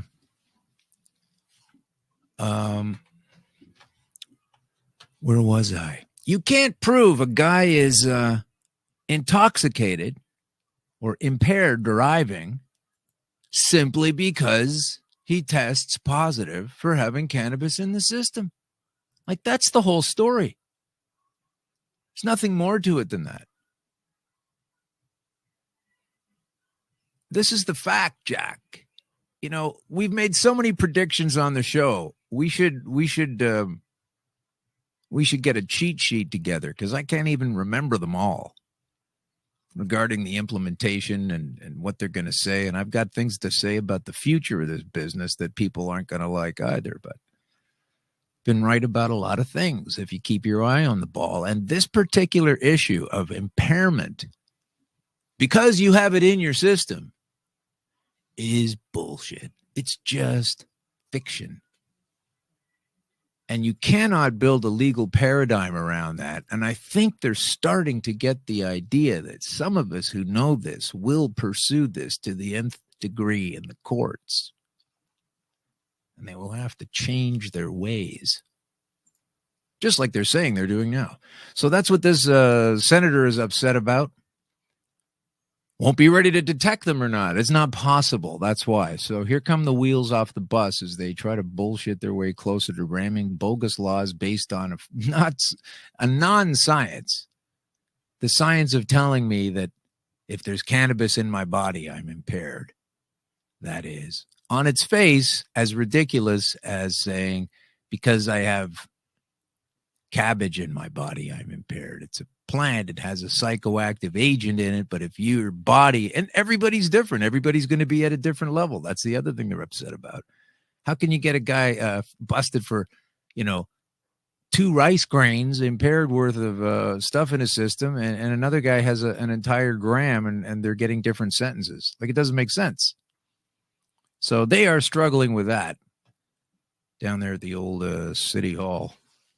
And by that, I mean Canada's Parliament and all the other provincial legislatures. So that's what they're trying to do with pot drivers. Pull you over. You test positive for cannabis, and there's a good chance of that you will if you had some within the last month. Whereas if you got really canned up a couple of nights ago at the bar, 2 days later, I'm sure you're fine at the very most. So it's a different game, and they're trying to put the same rules on it. And it's so boring because they've been doing that from the beginning since they started to budge on this. You know, they don't cite research. Bill Blair doesn't cite research such as, you know, the new study from the National Highway Traffic Safety Administration finding that drivers who use marijuana, cannabis, are at a significantly lower risk for a crash than drivers who use alcohol. And then they go, yeah, but we don't want any crashes from that. And they don't test them for any kind of prescription drugs. But after adjusting for age, gender, race, and alcohol use, drivers who tested positive for cannabis were no more likely to crash than those who had not used any drugs or alcohol prior to driving. Okay, that is the major point right there. It's not a factor. Hey, that's fake news you got going there. That's bullshit. You can't. Yeah, it's the Washington Post. Okay, everybody loves the Washington Post. It's a mainstream publication, Washington Post, February 9th, from 2015. Now, this was before the big storm on pushing these things through, so they kind of forget that these articles exist. And if they've begotten themselves further into the science at this point with these machines, we'd be hearing all about it. But no, the newest word up on this is that it's all bullshit. That's the National Highway Traffic Safety Administration. Alcohol more dangerous. Duplicities, man. You know, it's just duplicity. They just arbitrarily set down a set of rules. Like, okay, so for example, you know when you get those ride checks when they pull you over to see if you've been drinking, how many times have you ever seen one of those set up relatively close to a well-known police watering hole bar? Like how many? You know, so when they leave the place, they go into the parking lot and drive home. Not those places. Different games for different folks. And then we have to deal with the police are at the schools now here in York region, just north of Toronto. Says that the issue of kids smoking pot was relegated to the shadows. Everyone knew some kids indulged, but few dared discuss it. Now, recreational marijuana is being made illegal, and educators, police, and mental health workers say it's time to talk. None of the experts on the use of it. You know, it's always the critics. It's always the critics with these folks. And, you know, that wouldn't bother me so much, except for when the police are saying things like, doobies make boobies. Got a police officer here saying that he was telling folks that men grow breasts when you smoke this stuff. That's the message that an officer for Canada's York Regional Police shared with high school boys during a drug awareness talk. So we have people who admit they don't know anything about this and they need more information and they're trying to get more information, but they're already teaching people things like this that are wrong. You know, so here's an article this guy was probably reading, this cop, if he was doing that. Here's an article from December 2013. Says, does smoking marijuana give you man boobs? A plastic surgeon claims this. Anthony Yoon says moobs are caused by an imbalance in levels of testosterone and estrogen. Cannabis causes testosterone levels to fall. Therefore, you're going to have boobs. Well, I don't know anybody in this particular bracket. That's what this guy says. An American plastic surgeon. So, you know, when the media complains about anecdotal stories, like I know I'm always trying to tell my story about what happened to me. And it's anecdotal because you're just telling it as a story, which I'm telling because I'm alive to be able to tell a story. Right. So anyway, but anecdotal, how much more anecdotal can you get than an American plastic surgeon says?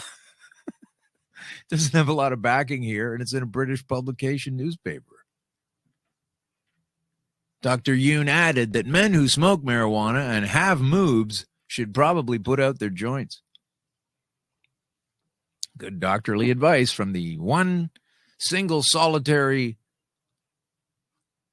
plastic surgeon in the United States. Man boobs are caused by an imbalance in the body's testosterone and estrogen, and cannabis can cause testosterone levels to fall. That's what he says.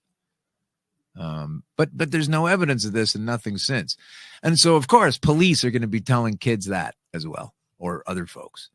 And so while all that's going on, we have this earmarked $36.4 million to teach Canadians about the perils of pot, which they're legalizing. Yeah, $36 million for people that don't know what they're talking about and are out there spreading lies and haven't done the research yet and don't really know how it works or if it works or why it works.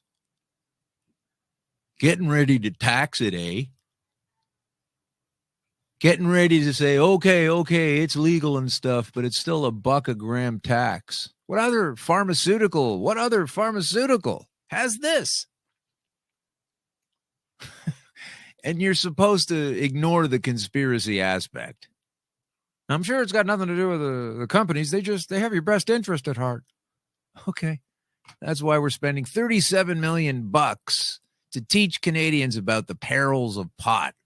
And we're spending $0 on the positives of pot. That's the decision made at Operation Central Stupid Town, Ottawa. We're going to spend tens of millions of dollars telling you you can cut your throat with a chainsaw. It's terrible. You could cut yourself. You could stick your hand in the thing that you pull the motor to start it and get your shirt caught in there. Let's just talk about that. Let's not talk about how the chainsaw, when used effectively, is a great means to clear woods and perhaps even gather up enough utility in the forest to build yourself a home. Let's not put that part in there. This is propaganda. I don't know why people don't see it. Not that nobody sees it, but it's usually what I get into arguments about lately. Oh, you really think the government does it? Yeah, I really think the government is doing that. Yeah. So that's what Global News says, that the 5-year, $36.4 million program to help teach Canadians. All right. More propaganda. And they spent $650,000 to do a cannabis store logo. This thing, if you don't see it, I don't even want to put it up on the screen. I don't want to promote it. It's just a circle with the Spartan letters OCS in the middle. $650,000 to build this. I know it's done by an ad agency, but look at the Green Crush logo. We had Kurt Furla do that for far less than $650,000. Love you, Kurt, but I just couldn't pony up the above $500,000. But it's a way better logo. Thanks, man. So there's all kinds of bullshit going on. And then basically this is an entire system owned and operated and run by people that are telling people that already know what's going on with this substance, how it works, what it's about, how it brings relief. And there's an industry already around it with people who already know these things and have tested these things. And if you read the papers, they're called criminals. And now the government's stopping them and branding them things, and they're going to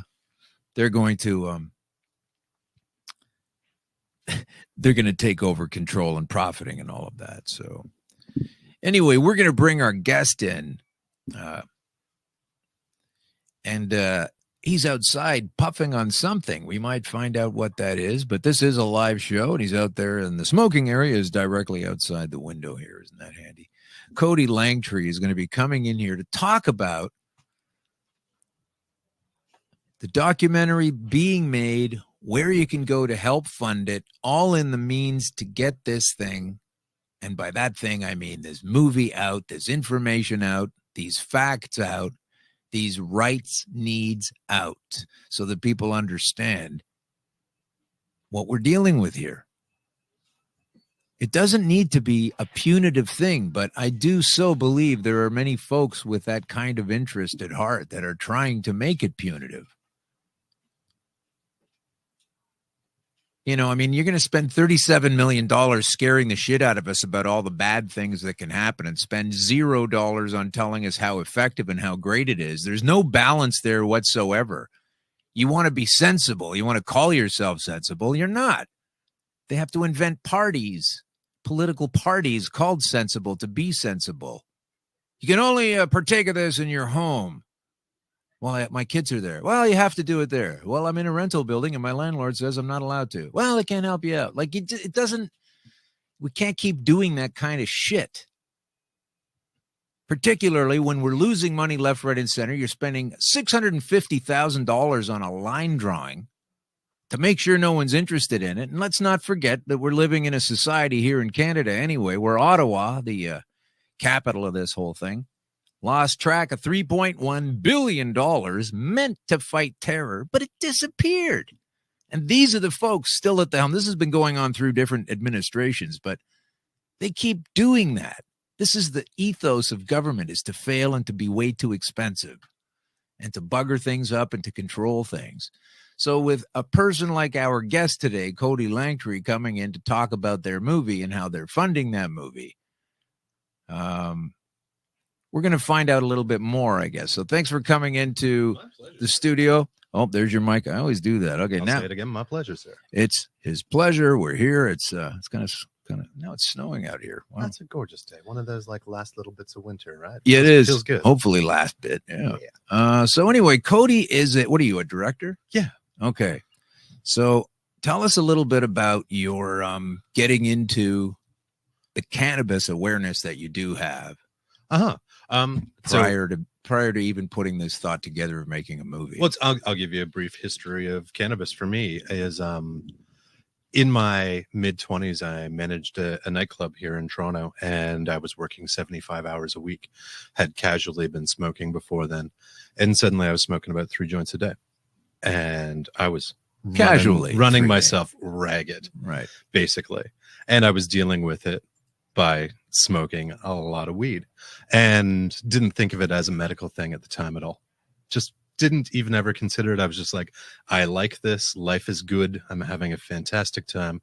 Smoked my face off, worked my butt off. One day, my boss dropped a couple kilos of coke onto my desk and told me to put it in the safe. And I was like, oh, I quit.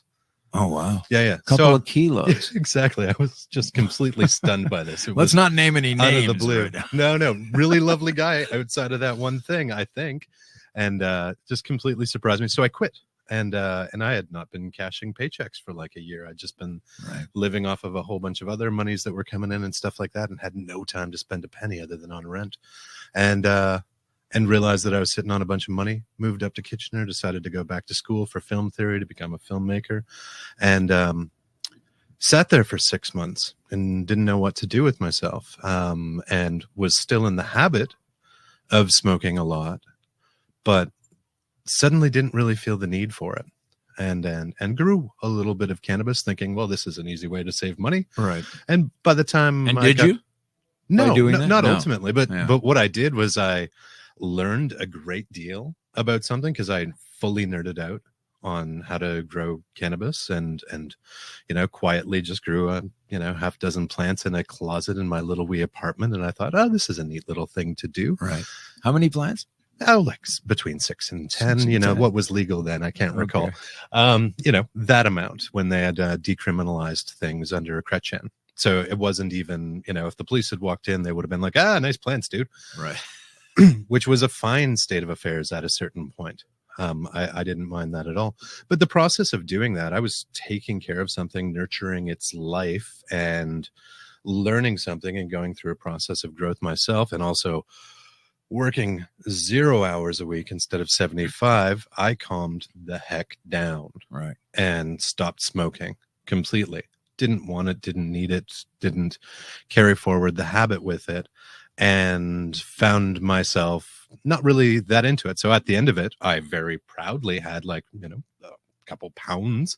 Right. And that was nice. Great. And all of my friends loved me for it. Sure. Because I was just like, I'll giving try it away this at this point. Yeah. And I'm like, here guys, everybody enjoy. then I stopped. Just, had nothing to do with it for many years. I'd be in a party situation and somebody would pass me one. I'd be like, I remember the taste of that. Let me have a little bit of it. Not a bad thing, Right. completely fine in my life. And just kind of over the last year, I've been having issues with anxiety for years. I'm getting into a place where work is something that's really intense for me sometimes, and other life things are really intense. And I was like, wow, I could really use some clonazepam or some Valium, or and I'm thinking about the process to go through that. And you talk to a doctor, and I don't have a regular doctor. You just talk to a plain old doctor and at a clinic or something like that, and they're like, no, that stuff's addictive and I'm not going to sign you a script for it. Or the opposite is they'll sign you up for a script for it and not even tell you that it's addictive. Right. Next thing you know, you're So, hooked. Not really my jam. And somebody mentioned CBD oil as a thing to try, and in my head, I'm well versed in the past in cannabis and what it does. I was like, I don't know if that's really a thing or the answer for me. I know what getting high is about, and whatever probably isn't really going to help me, but I'll try it because you know what? There's zero risk. Literally, I'm going to drop $60 on this and see if it works for me. So I tried it, and I took the little amount that they told me to take, and my bottom lip went a little bit numb, and I was like, that's kind of funny. And I was like, prepared myself mentally for getting high. I was like, oh, in a few minutes, I'm not really going to be able to do anything, and I won't have any focus or anything like that. But the exact opposite was true. So when I'm in a state of anxiety, life becomes a little bit blurry. Life is blurry. Yeah, a little bit blurry. Like it's like my brain is running too fast, so it slows itself down, and my vision goes slightly foggy, and I'm unsure about things. Anyway, I took the CBD oil. 10 minutes later, I'm like, oh, hey. And was it I'm actually okay right now. An inhale? What was it again? No, Is it just oil. So you just put a couple drops of it under your tongue, Okay, that kind of thing. Or, and got the CBD hookah here. This is an amazing thing. Little puffer. That's pretty great. So that was your first time, and you felt it right away. Yeah. Immediately I was like, okay, basically this is the equivalent of my having taken 2 clonazepam. Okay. And crunching them up in my cheek and making sure that they work really well. And what is that kind of drug? I don't know what that is. It's a loxazepam, oxazepam, lorazepam. It's a whole family of drugs that are systemic depressant drugs. So they stop your brain from over revving, basically. Oh, okay. But they're fairly highly addictive. And they bum you out because they're depressants, or no, they don't bum you out. Not depressant in that way. Just depressant in the manner of slowing down your brain a little bit. Like basically, my brain revs too high. Okay. And me slowing it down means that I'm actually functionally smarter. So what problems did you have with the clonazepams, etc., the alphabet soup things, where you felt, okay, this is good, and then you hit a point where, no, it's not? Well, I varying times have had prescriptions for those kinds of drugs, and I'll just be really blunt about it. Some of them make your dick not work. Some of them make you not able to be so happy in life. Some of them, it's kind of, they're levelers. So they take away the highs, they take away the lows, they take away the extremities of the things that you're going through in life, which if those are all extremely bad things, I'm not here to say that antidepressant or anti-anxiety drugs are wrong. I'm just saying for me, it took away a lot of the good things in life and made the bad things slightly better. It just kind of leveled it all out into a place where I was in your perception of things, and your perception of things, in how other people are perceiving you as well. Like you're just kind of more of a bland person, and I'm not down with that. Give me one example of a time where you were anxious. Like, I'll give you one. Sure. You're sitting in traffic, the road's not moving, and you're going to be late in 20 minutes. Totally. Have you had that? I've totally had that. But anxiety is also a larger issue that changes your base state. So it's not just a bad moment. I think every human being can have bad moments where we're like, oh man, this is messed up and I don't know how to deal. But if you have that kind of sensation, but spread over a more important or larger life issue, and you're wound up like take one of those and spread it out over an entire month. And what it means is that your base state is more anxious, and you're more likely to, in bad moments, completely lose it. And you're more likely to just just have a hard time dealing with just things like getting a traffic ticket and thinking about it and thinking about it and thinking about it. And can I pay this? Do I have enough money? And this, it makes things like that turn into the biggest thing in the world rather than, oh, here's the credit card, deal with it. It's anyway. So, okay, I was just feeling that out because you did take those and it did kind of go that way. And then you're doing the same thing later for CBDs for the same kind of anxiousness. And how did that go for you? The exact same problem. I took the CBD with really low expectations of it. I just thought that it was a thing that's worth trying because somebody told me that it was worth trying, and had really profound results. I sat down to work after I took it, and felt really good and really excited, and I actually was writing something, and everything just flowed, and I didn't feel high. I didn't feel like I wasn't me. I just felt good and okay, and my brain was sharp. Not clouded by a drug, not anything else. And it was a really good thing, just instantly. So instantly, like taking a Valium or something like that to deal with being on a flight. It allowed me to manage that little bit of time. Wow. And since then, I've discovered that if you take it on the regular, it brings down your base state of anxiety, which is the whole problem with this disorder, is that it keeps increasing, right? And makes you more prone to having panic attacks and stuff. So CBD is bringing down the base state to the point where I can handle crazy shit now that would have just destroyed me for days before. So that's when you're taking a regular drug like Zoloft or whatever, some kind of thing in that zone. They all tell you, and I'm just picking on that one because it came to my mind, but similar drugs. Well, let's pick on Paxil because I have experience with okay, Paxil.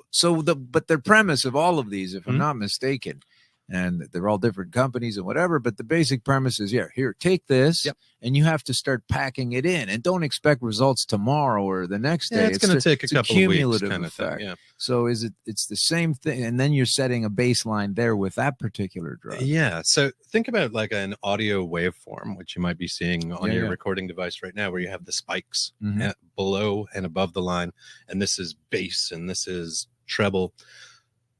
Paxil's going to take that wave form and compress it like an MP3 compresses it, from less high quality end of life.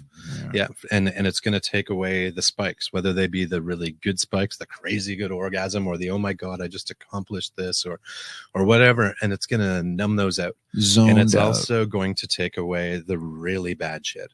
And so I don't tell anybody that these drugs are bad for them. I just say that they weren't necessarily good for me, because I think those drugs do save some people's lives. Yeah, I'm sure there are. And it's fantastic. But for me, I was losing the really good stuff and losing the really bad stuff. And the middle wasn't really as good as the middle could be for me. Right.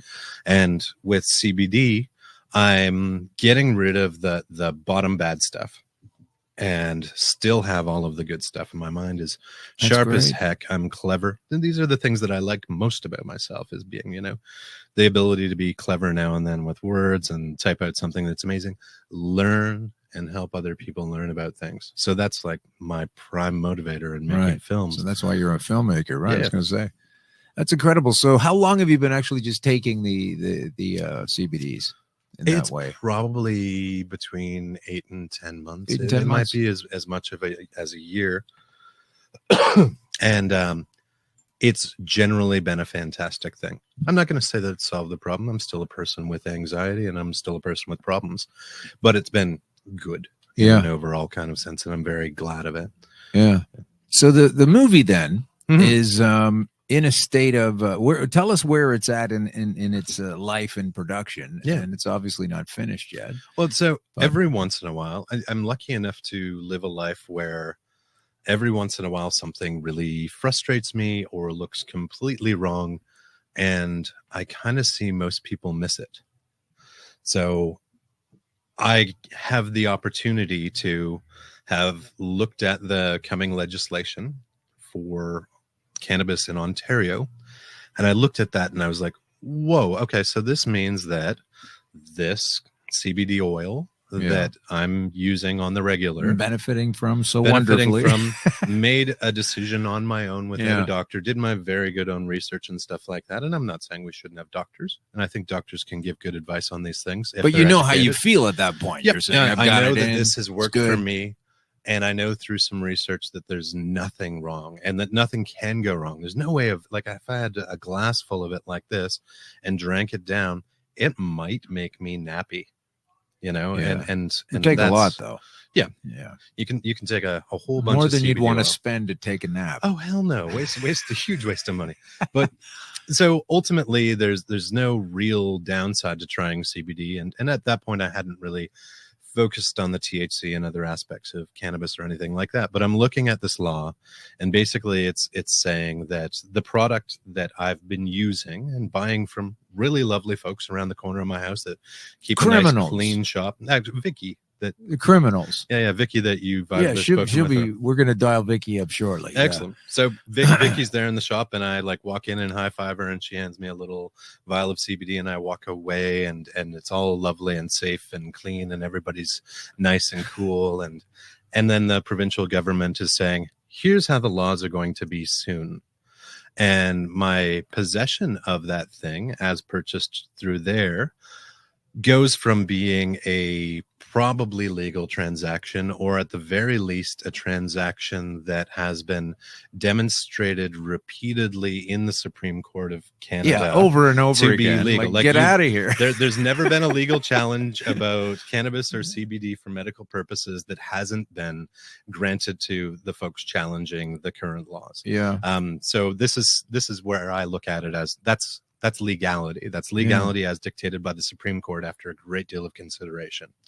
And I'm looking at these laws, and they just make no sense. Like, literally, when the law comes in, that transaction. This is the Ontario law. Okay, right. That transaction that I'm making with the lovely Vicky to buy my CBD oil with a little hint of THC in it becomes a transaction that can be punished with up to 2 years in jail, and up to $200,000 fine.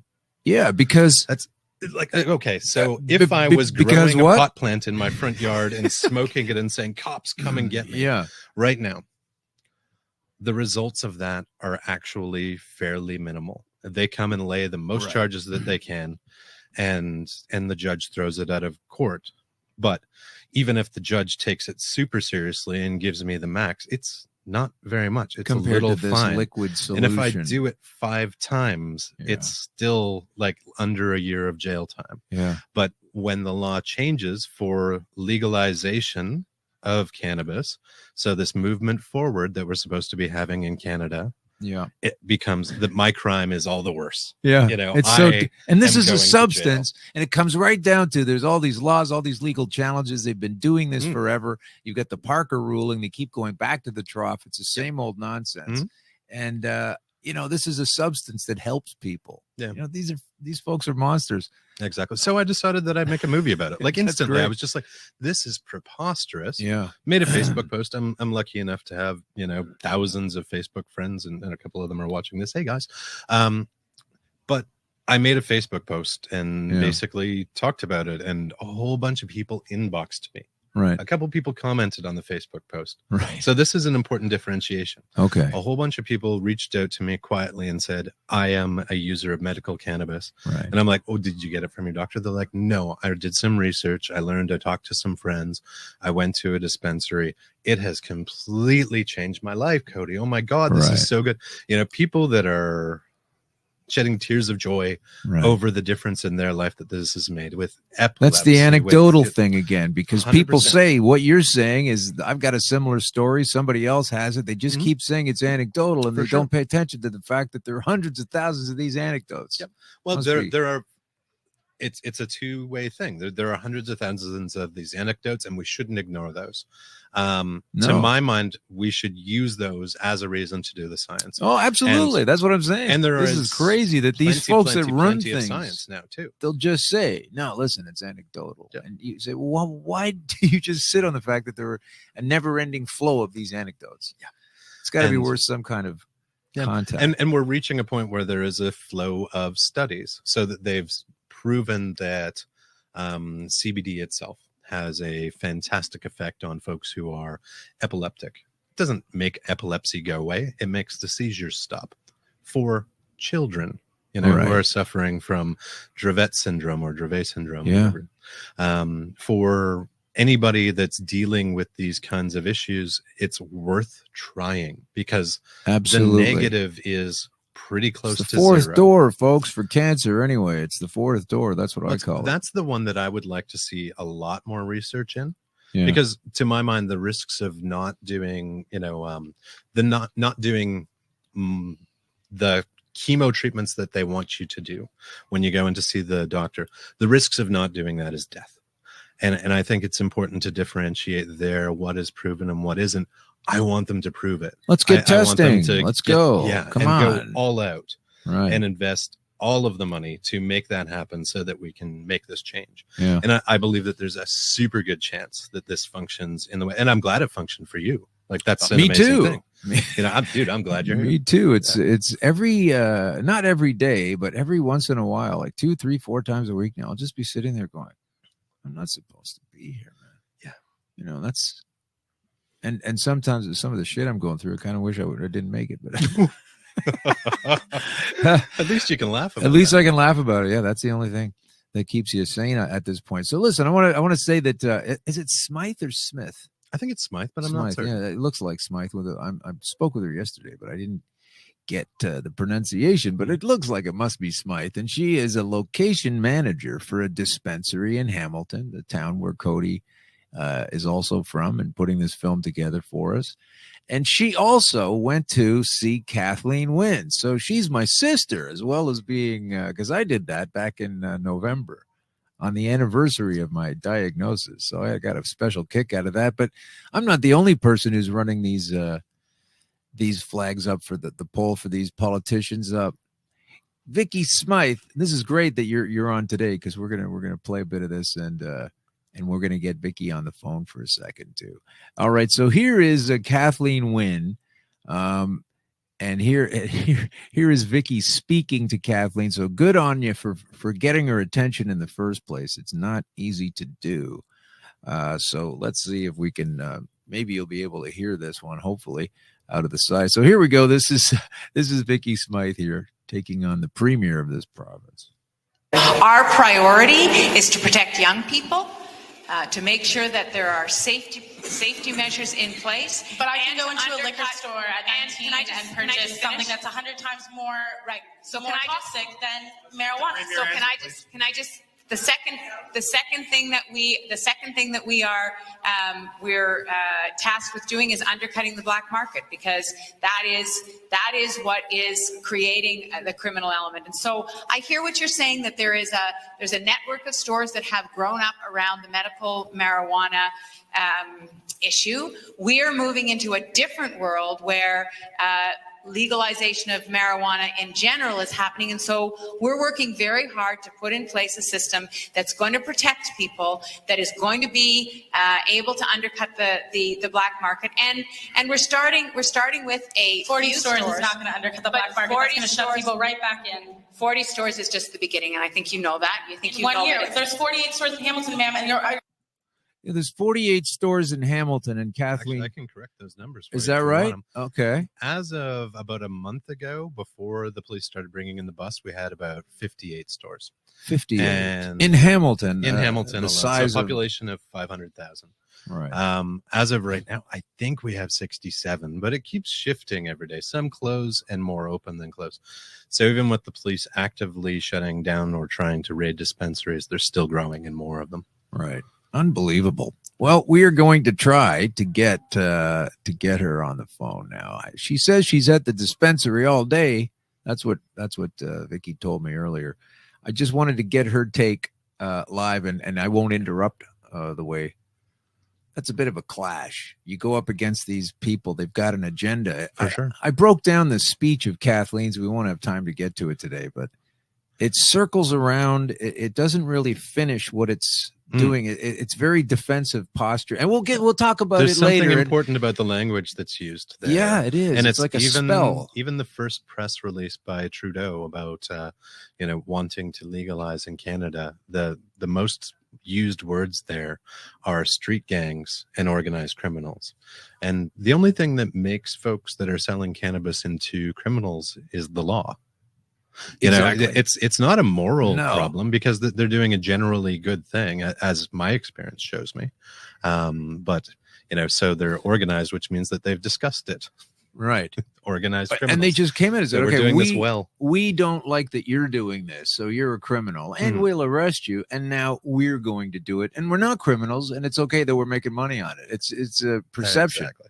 You know, it's just a perception, and people have to stop. You know, where is this democracy they keep talking about, where most people want to do something, and but it's never running like that. All right, so let's call up Vicky on the phone. Hopefully she's there. Let's see if I can swing my earpiece out for you. Dean Hamilton. Is that Vicky? It is. Yeah. Hello. How's it going? Good. How are you? Good. We're just talking about you on the show. I feel like you're I know. a I'm sister. watching. I'm watching. Oh, good. Well, hey, how's it going? So, you saw what we played then. What was your? Yeah, I did. I saw. What was your technique to get the premier's attention, even in the first place? I didn't really have a technique. I just raised my hand and hoped. But I think the fact that I was different in the age range, I think that kind of made me stand out a little bit. Oh, good. Yeah. And how did you feel when she was telling you her answer? Well, they weren't very good. They were very scripted, right? Like, she wanted to kind of pander, which is what she's continued to do. She just wants to seem like she's got it under lock, but really she doesn't have any idea what's going on and what our community is facing right now. Yeah. So, okay, well, tell us a little bit about where you work, and tell folks where you are. Listen, Hamilton's in a bit of a crosshairs right now with the crackdowns. Toronto took it for a while, and it's kind of a war zone, right? I mean, right. No, absolutely. Yeah. So access. Hamilton, we were doing well. Our PD was, for the most part, leaving us alone. And until, I guess there were a few that were getting hit. And then back in February, in the middle of February, they hit pretty much all of us. And that included MMJs, Eden, Pacific Coast. So they were really, at that point, looking to get really a lot of the medicinal dispensaries. What happens to the cannabis they take? Frankly, I've seen some of the numbers that have been reported on the Toronto Police website from dispensaries they've taken, and I quite frankly think those numbers are extremely low. That's been reported, the cash and product. I think that I don't know where a lot of that product's going, to be honest with you, and I think that we should be asking. You're saying that the amounts that they bust and take the amount that they're reporting, I think, is different from the amount they're actually taking from dispensaries. Yes. And by different, you mean lower, because they're taking more than that. Yes, I think they end up taking a lot more product out of the store and cash, and a lot more for some reason seems to not get reported. And these are just from what I've seen the numbers to be. If they're rating Toronto and saying they're getting away with $3,000 on a Friday night, I've got something to tell them, and that's that they're lying. Right. Okay. So, yeah, I just wanted people to understand these numbers. They're so gigantic. I used to have a stand-up joke about it when I was doing the oil thing. And I said, now, I know everybody wants to know, where do you get a good quality pound of pot on a Friday night? And the answer is a police evidence storage locker. But hurry up, because we joke about that all the time. We say that police office parties are probably getting a little more lit nowadays.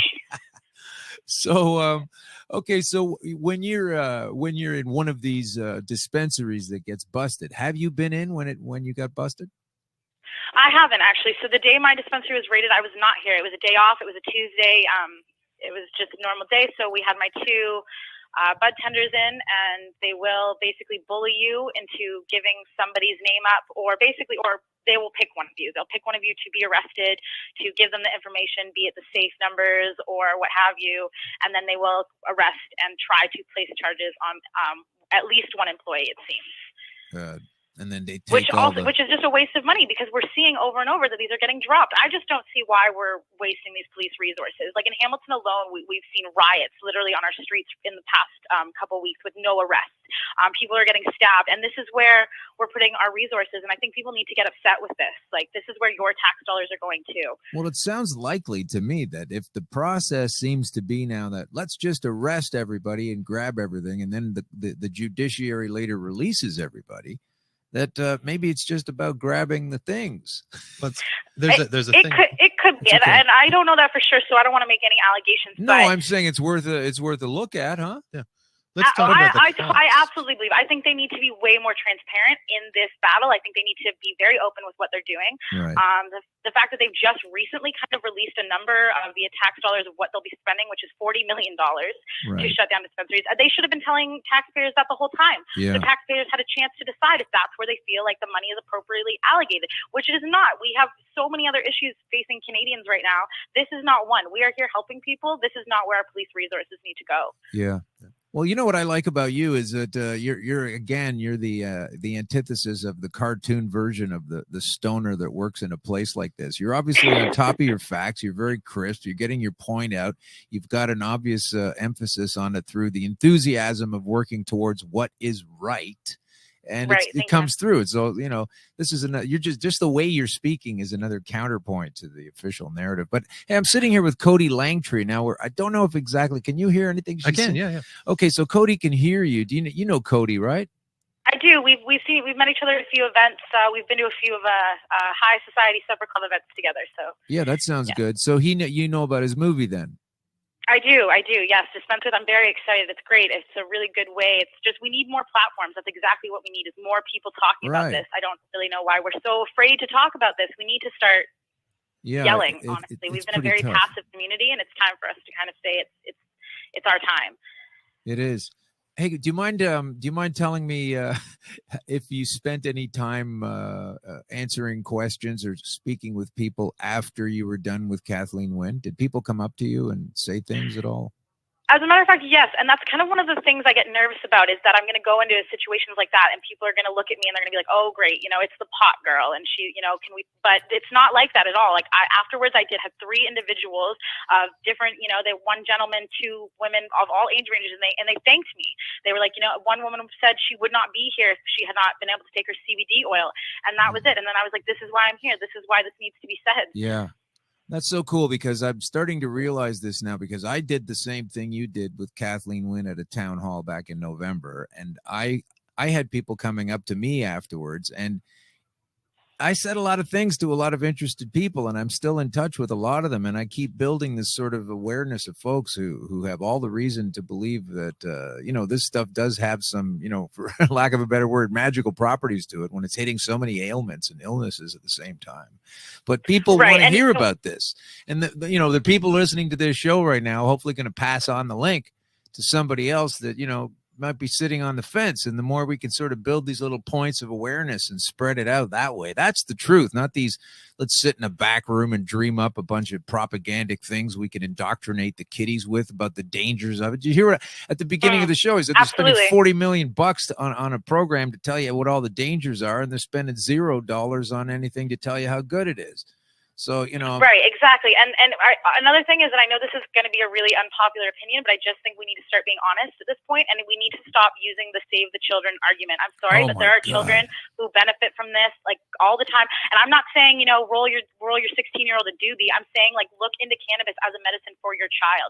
Like, we need to, by saying we need to save the children from this horrible epidemic, we're limiting the children's access to it as a medicine, and that's wrong. Yeah. Well, you're obviously a very well-spoken person who knows all about this, so it's great having you on the show. Cody is sitting here now. Are you going to pop down there later and get something from her? I actually did you have a question for her? Last night. I saw Vicky last night at the dispensary, and it was, they're really friendly, lovely folks. So just to take a moment to talk about Cody wants to what happened. We're going to do that with Vicky. Yeah. Okay, so Cody wants to say something here. I don't know if you can hear him or not. I can. Okay, perfect. So to discuss what happened with the bust of Eden, where Vicky works, is basically that took, and we know these numbers from looking at how they were doing busts in Vancouver, and the police department there has been very open about it. It takes about 2 months to investigate a dispensary to the point where the police can go in and do that actual bust. And it's anywhere between 4 cops and 8 cops, just depending on the size of the place, will rush in a quick moment and stop everything. And they won't. It's important that everybody know that they're not arresting anybody that's there for buying and not charging anybody that's there for buying, because I think that's scaring a lot of people away from dispensaries and keeping people away from Absolutely. getting their They medicine. very rarely go after clients. That is true, yes. They're looking for one person. What they really want is the owner to lay a charge on so that they can stop the dispensary from operating. So that's an interesting thing to know.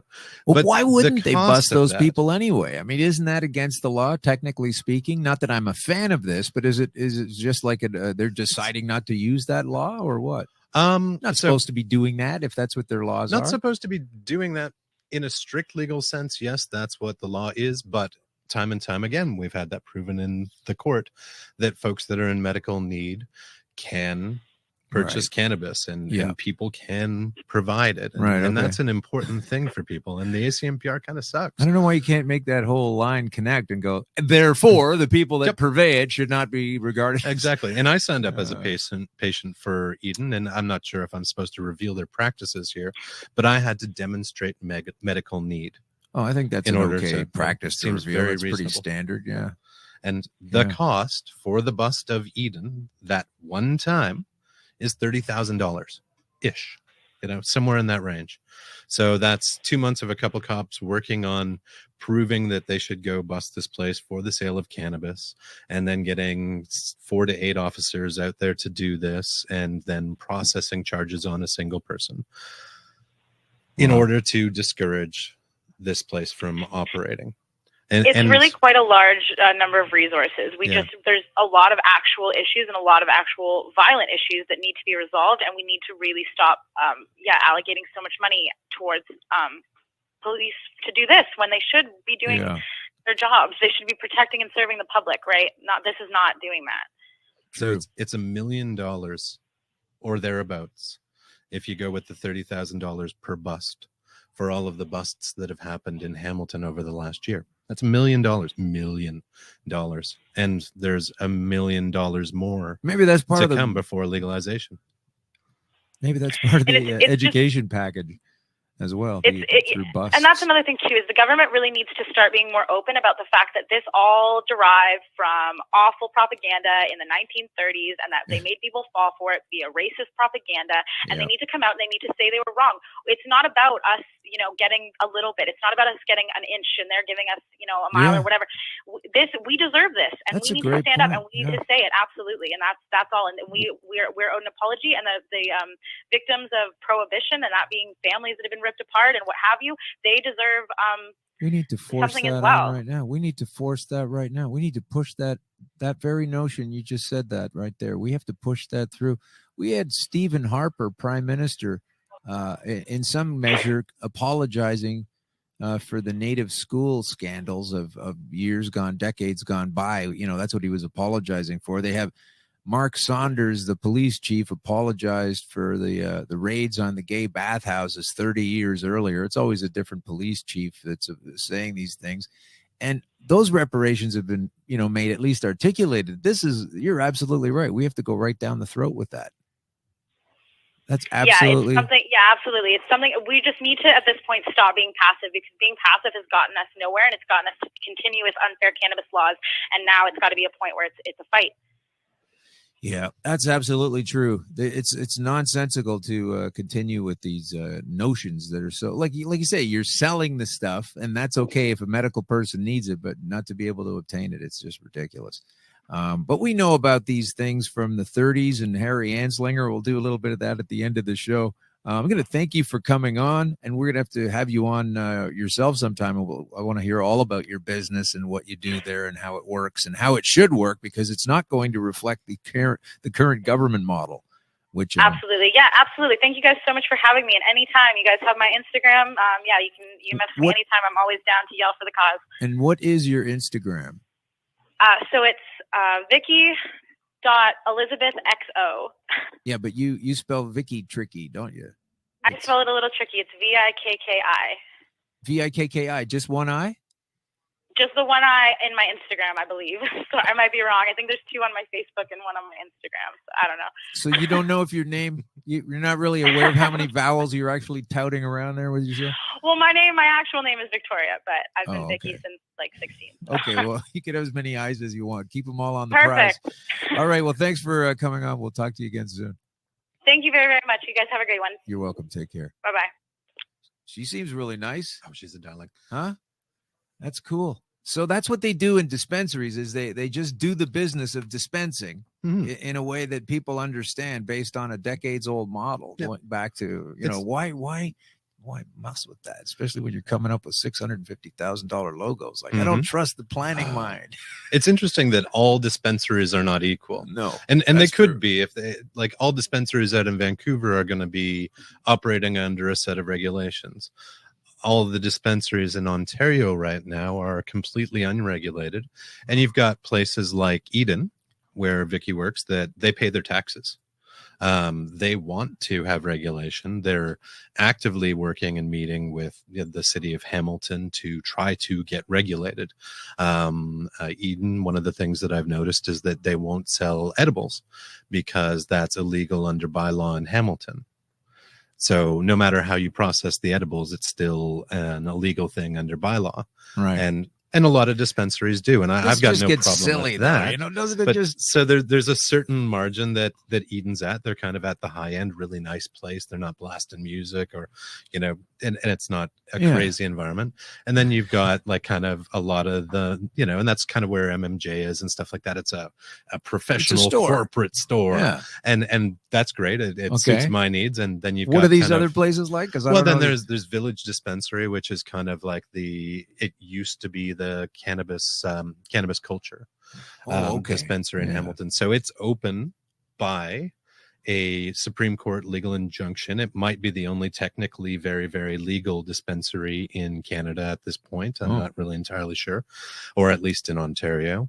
And they serve medical needs only. And it's a little bit more casual, and they have a broader selection of things. I can't really speak for them as to what they're offering directly, but or you'll get in trouble. That's exactly that's your classic cannabis place vibe. Yeah. And as we've all seen cannabis culture go through their busts and stuff like that. So that shifted ownership and is a different kind of place right now that is legally open. Wow. And that I won't deny that at all. There's a couple places, and I've been to 100 dispensaries at this point. I counted the other day, came and toured like 50, 60 of them in Toronto and toured a bunch in Hamilton.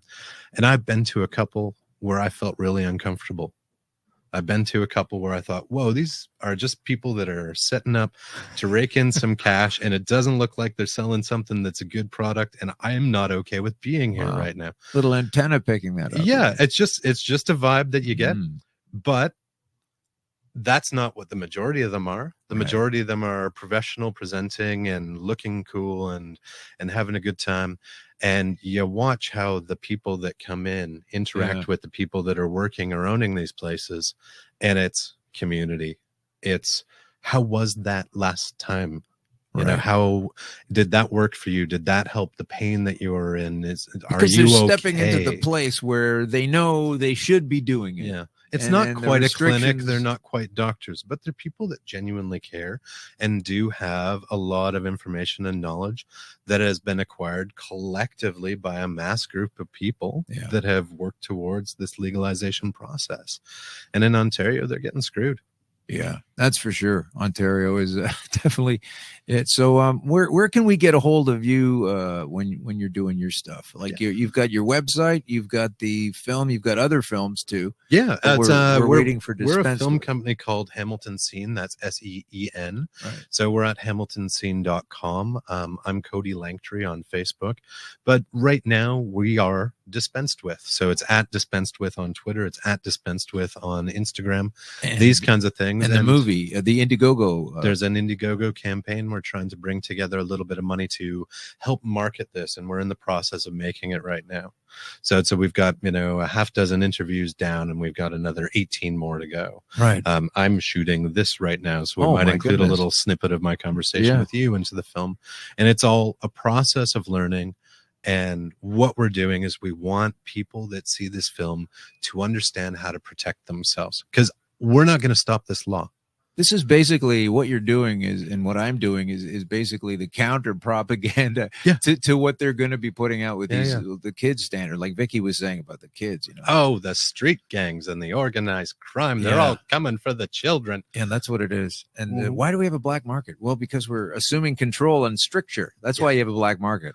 We've got to take it to Portugal, where they just decriminalized everything and they put all the allocated resources that they would have been spending on policing to the harm reduction, which was far less, because now you don't have all the social problems going along with the usage. I would ask anybody that's listening to this and thinks that we're doing a kind of neat thing with trying to educate folks and help medical patients and help get some more real fact-based knowledge out there in a way that makes sense to people, not just reading a study, but talking about it and talking through it and talking to the people that did it and talking to people's in dispensaries and talking to medical patients about what their needs are and what their fears are. If you like what we're doing, check out the Indiegogo campaign, share it with folks. And that is and tell them that you think it's important. And the website for that is? There's a link at dispensedwith.com. I think it's igg.at/me/dispensedwith is the direct link. Okay. Well, that's good. Indiegogo, Cody Langtree, thanks for coming. Now, when pleasure. Give me some of the timeline we're looking at. So how long is it going to be, do you think? However well the fundraising goes, when are you going to be kind of hoping to release this? So the ultimate goal is to release it before the quote unquote legalization, which means that our deadline is a shifty, weird one, because they said July 1st and they weren't accurate about that. No. And then they said, no, not July 1st. So you're just trying to sync it up. August-ish. September-ish, and I'm like, I'm making a movie here, guys. I'm trying to be a professional about this stuff. You got to keep Can you delaying. get your stuff together and tell me when this is happening? That's funny. So we're looking at it. It's probably August. It's probably September. We'll have the film all done, ready to hitch by the July deadline, and then we're gonna be doing a lot of promotion and educational stuff throughout that process and getting the word out there. Well, that's good. I look forward to it. So now I know it's a floating start time because they keep moving it around. I wish it wasn't. Also, thank you very much for coming in. My pleasure, sir. Got a few more things to cover before we go back to what are we going to go back to? We're going to go back to the blizzard, I guess. It was kind of snowing before, but now it's okay. So we do have some other things to discuss here on the show. Things you got to get to know this shit. Now, this is kind of the roundup that I wanted to get across to you, with these folks spending all of this money, these millions of dollars, this $650,000 logo. These are the minds that are putting these laws together, and they're ignoring things that are so huge. Now, we just had Cody talking about his situation where his life improved using this wonderful substance. Listen to this. In the Georgia Straight survey says nearly half of people using CBD stop taking prescriptions and traditional medications. But it's not about the money. Okay, 80% of respondents found CBD to be very or extremely effective. I like that they had to choose between, is it very effective or extremely effective? Well, I don't know. Come back tomorrow. Fantastically. New survey results about a well-known compound in cannabis, the CBD, shows that these doctors are getting some exciting information, which is beyond anecdotal. So let's stop freaking around with this. But here is part of the problem. Now, this needs to be played before we close our show today. This is for sure. My goodness. This news report from a couple of days ago, the timing on this, if you know everything that you've heard on this show and are folks in the business that know what's going on with the laws, what they're drawing up, what they've been trying to draw up, what they've been promising is going to be excellent legislation, people working hard. We're doing such a great job of all of this. And the other folks that were doing it are criminals, and we're on top of things, and it's going to be wonderful. And you know, you have to smoke it at home, and it's in a boring box, and you're not allowed to enjoy it. And we're going to fix the price just below the black market, but just high enough, but not enough too much to have people think it's worthy for your lifestyle. And these are the folks making decisions And now this comes out a couple of days ago. Check this out. This is from CBC News. This should cause you alarm. This is not from years ago. This is from the other day. All right, so here we go with this joke. There was money in last week's federal budget for this as well. There are already studies looking into a range of things, everything from how pot affects people's ability to drive and how it may affect women who want to become pregnant. The federal government's point man on this whole issue, Bill Blair, says that much of what is known about marijuana is anecdotal. That applies to the therapeutic benefits of marijuana as well. And that if the federal government is going to give people advice on how to use marijuana responsibly, there just has to be more scientific research and evidence to back that up. But we'll go ahead and design an entire system of distribution and tell everybody who's been working on it for decades that they're doing it wrong, even though we don't know anything. And even though this just came out the other day, which is well after the year that they said they were taking to sit down and figure out what the fuck is going on with how to distribute this thing that we all have rights and access to, just by letting us have rights and access to what's already working. So I'm really tired of this mindset of two groups of people. Number one, the people that do this. This whole system is ridiculous. And number two, the people that follow along and go, oh, well, I guess it's going to be illegal. The government says so anyway. Like, you have to understand this is a big old screw job. They're only now looking into what does it do? How does it work? And the timelines are nuts. Now, if this report came out 5 years ago and the government is pondering legalizing cannabis someday, okay, fine. But this is fresh off the hop. And these freaks have already drawn up all kinds of punitive legislation based on ignorance and lies and oppression. And they don't realize that they've already arrested thousands of people, ruined thousands of relationships, scared the shit out of thousands of kids. And these are probably low numbers. And you've got some reparations to make.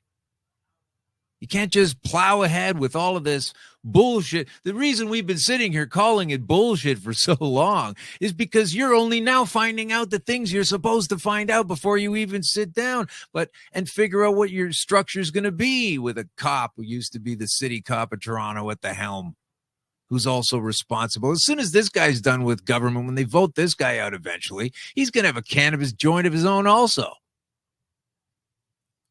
Bill Blair's blurry blue. Fuck off. Get these cops out of this thing.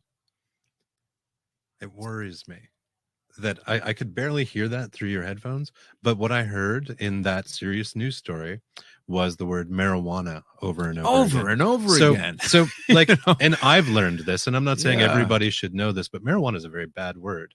And it's a racist word. Yeah. And I've noticed that you avoid using it. Most of the people that I've talked to that take cannabis seriously avoid using it. Yeah. And yet serious news outlets are using it.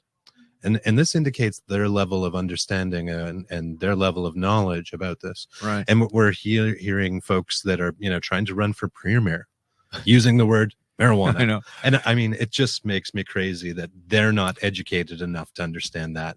So how can we trust them to educate the public on these things? It's incredible. They're so behind the times, but they always are. Right? I mean, look how long they've been racist towards people of color. Look at, why is that going to change? This is the same thing over again, right? Mm-hmm.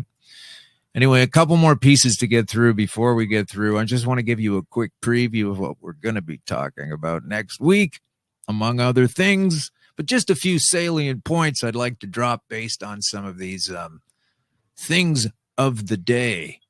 Now, this is in Fox News. So welcome to the American listeners, where that's where a lot of people in the States get their news. Support for marijuana legalization surges to a record high. Now, forget the joke about high. I'm just trying to tell you that democratically speaking, most people want this. Now, here's a scumbag alert. Here's a fella. His name is Paul Kenward. He's the husband of Victoria Atkins MP in England, and she is the UK drugs minister, and he grows cannabis for a living. This is in clear-uk.org. Kenward is the managing director of British Sugar, which grows cannabis under a contract to GW Pharmaceuticals at its 45-acre greenhouse in Wissington, Norfolk. Or Wissington, probably. Wissington, go get some cannabis from the Sugar Shack. As confirmed by British Sugar, the cannabis is for production of epidoliolex. I don't know what it is. Don't take it. GW is epilepsy medicine, which is understood to be 98% cannabidiol, or CBD. So they got a crazy way of going about it, but there's a conflict of interest there. So you've got people in government with conflict of interest. You've got cops and former cops who need to be making reparations and helping folks that know what they're doing in this business of dispensaries, etc., enhance their production abilities so that they are, as Cody said earlier, folks that care and want to give you the right thing and understand how it works, as opposed to a fly-by-night operation whose only means to exist is in a black market society. So we've got guys like that. Now we got good guys too. I've been digging trying to find a good politician on this. It's tough. And so I found one in Tennessee. This is the Speaker of the House. And this guy says states need to stand up for medical marijuana patients. Now he's doing that, so I'm going to give him a pass on using marijuana as a term, because he probably got a Tennessee accent while he says it too. Yeah, so that's pretty cool. This dude, Brian Terry, is going to hopefully pass legislation, and he's a Republican, look at that, to allow oil-based medications to be prescribed in Tennessee. Now, you can't believe Tennessee is going to surpass Ontario in its ability to proffer a healthy substance such as this. So why is this all also taking longer in the Senate, do you think? Why is the Senate taking a little bit too long, maybe, and it's going to be uncomfortable and no one's exactly sure what's going to happen at certain levels? I guess it might be because in herb.co it says the United Nations has just warned its member states, including, I guess, Canada and America and most places, to keep recreational cannabis illegal. So they're going to be breaking some kind of treaty, according to this UN report. You got the date on that treaty from 1964, I think it was? Something like that. Yeah, 1964. There's going to be a revision of the treaty, or there's going to be and hey, you guys know what it's like to break a treaty down there, don't you? You guys know exactly what it's like to break a treaty when it's the natives. So maybe that's what's going to be happening this time, the other way around. And the folks that have access to this wonderful plant are going to get to continue to do so because it's a healthful substance. And if you're concerned about folks hurting themselves on it, then teach them what's good about it and how it actually works. Otherwise, what are you trying to do but rake in money from some kind of purveyor, some kind of slammer of information that is designed to line a pocket at the expense of others' freedoms. And that's not too cool. We've caught on to it. We're aware this is what's happening. And thanks for Cody for coming in today to tell us about his film. My pleasure, sir. Absolutely. Thanks for Vicky at the dispensary. Thank you for listening. Thank you for entering contests. We have more at Green Crush Pod. We're on Facebook and Instagram and all of these wonderful social things that are doing things. And we're trying to spend as much time on that as possible, as opposed to having AI, if that's worth anything to you, as much as possible on social media. And we do answer our comments, tweets, Twitters. And we do have more guests coming up. And when I thought this might be a 6 to 10 show venture to get out what I thought I needed to get out, I didn't realize how deep into it I was getting. So I'm going to try to keep going with this show. I want to thank Kim Sakamoto, my producer, Danny Menlo, my producer, three of us. And thank you for trying to open your mind, at least be open enough to maybe even help yourself out and realize that a plant can actually save your life. We just had a rotten nightmare, that's all. Now we're awake and everything's going to be fine.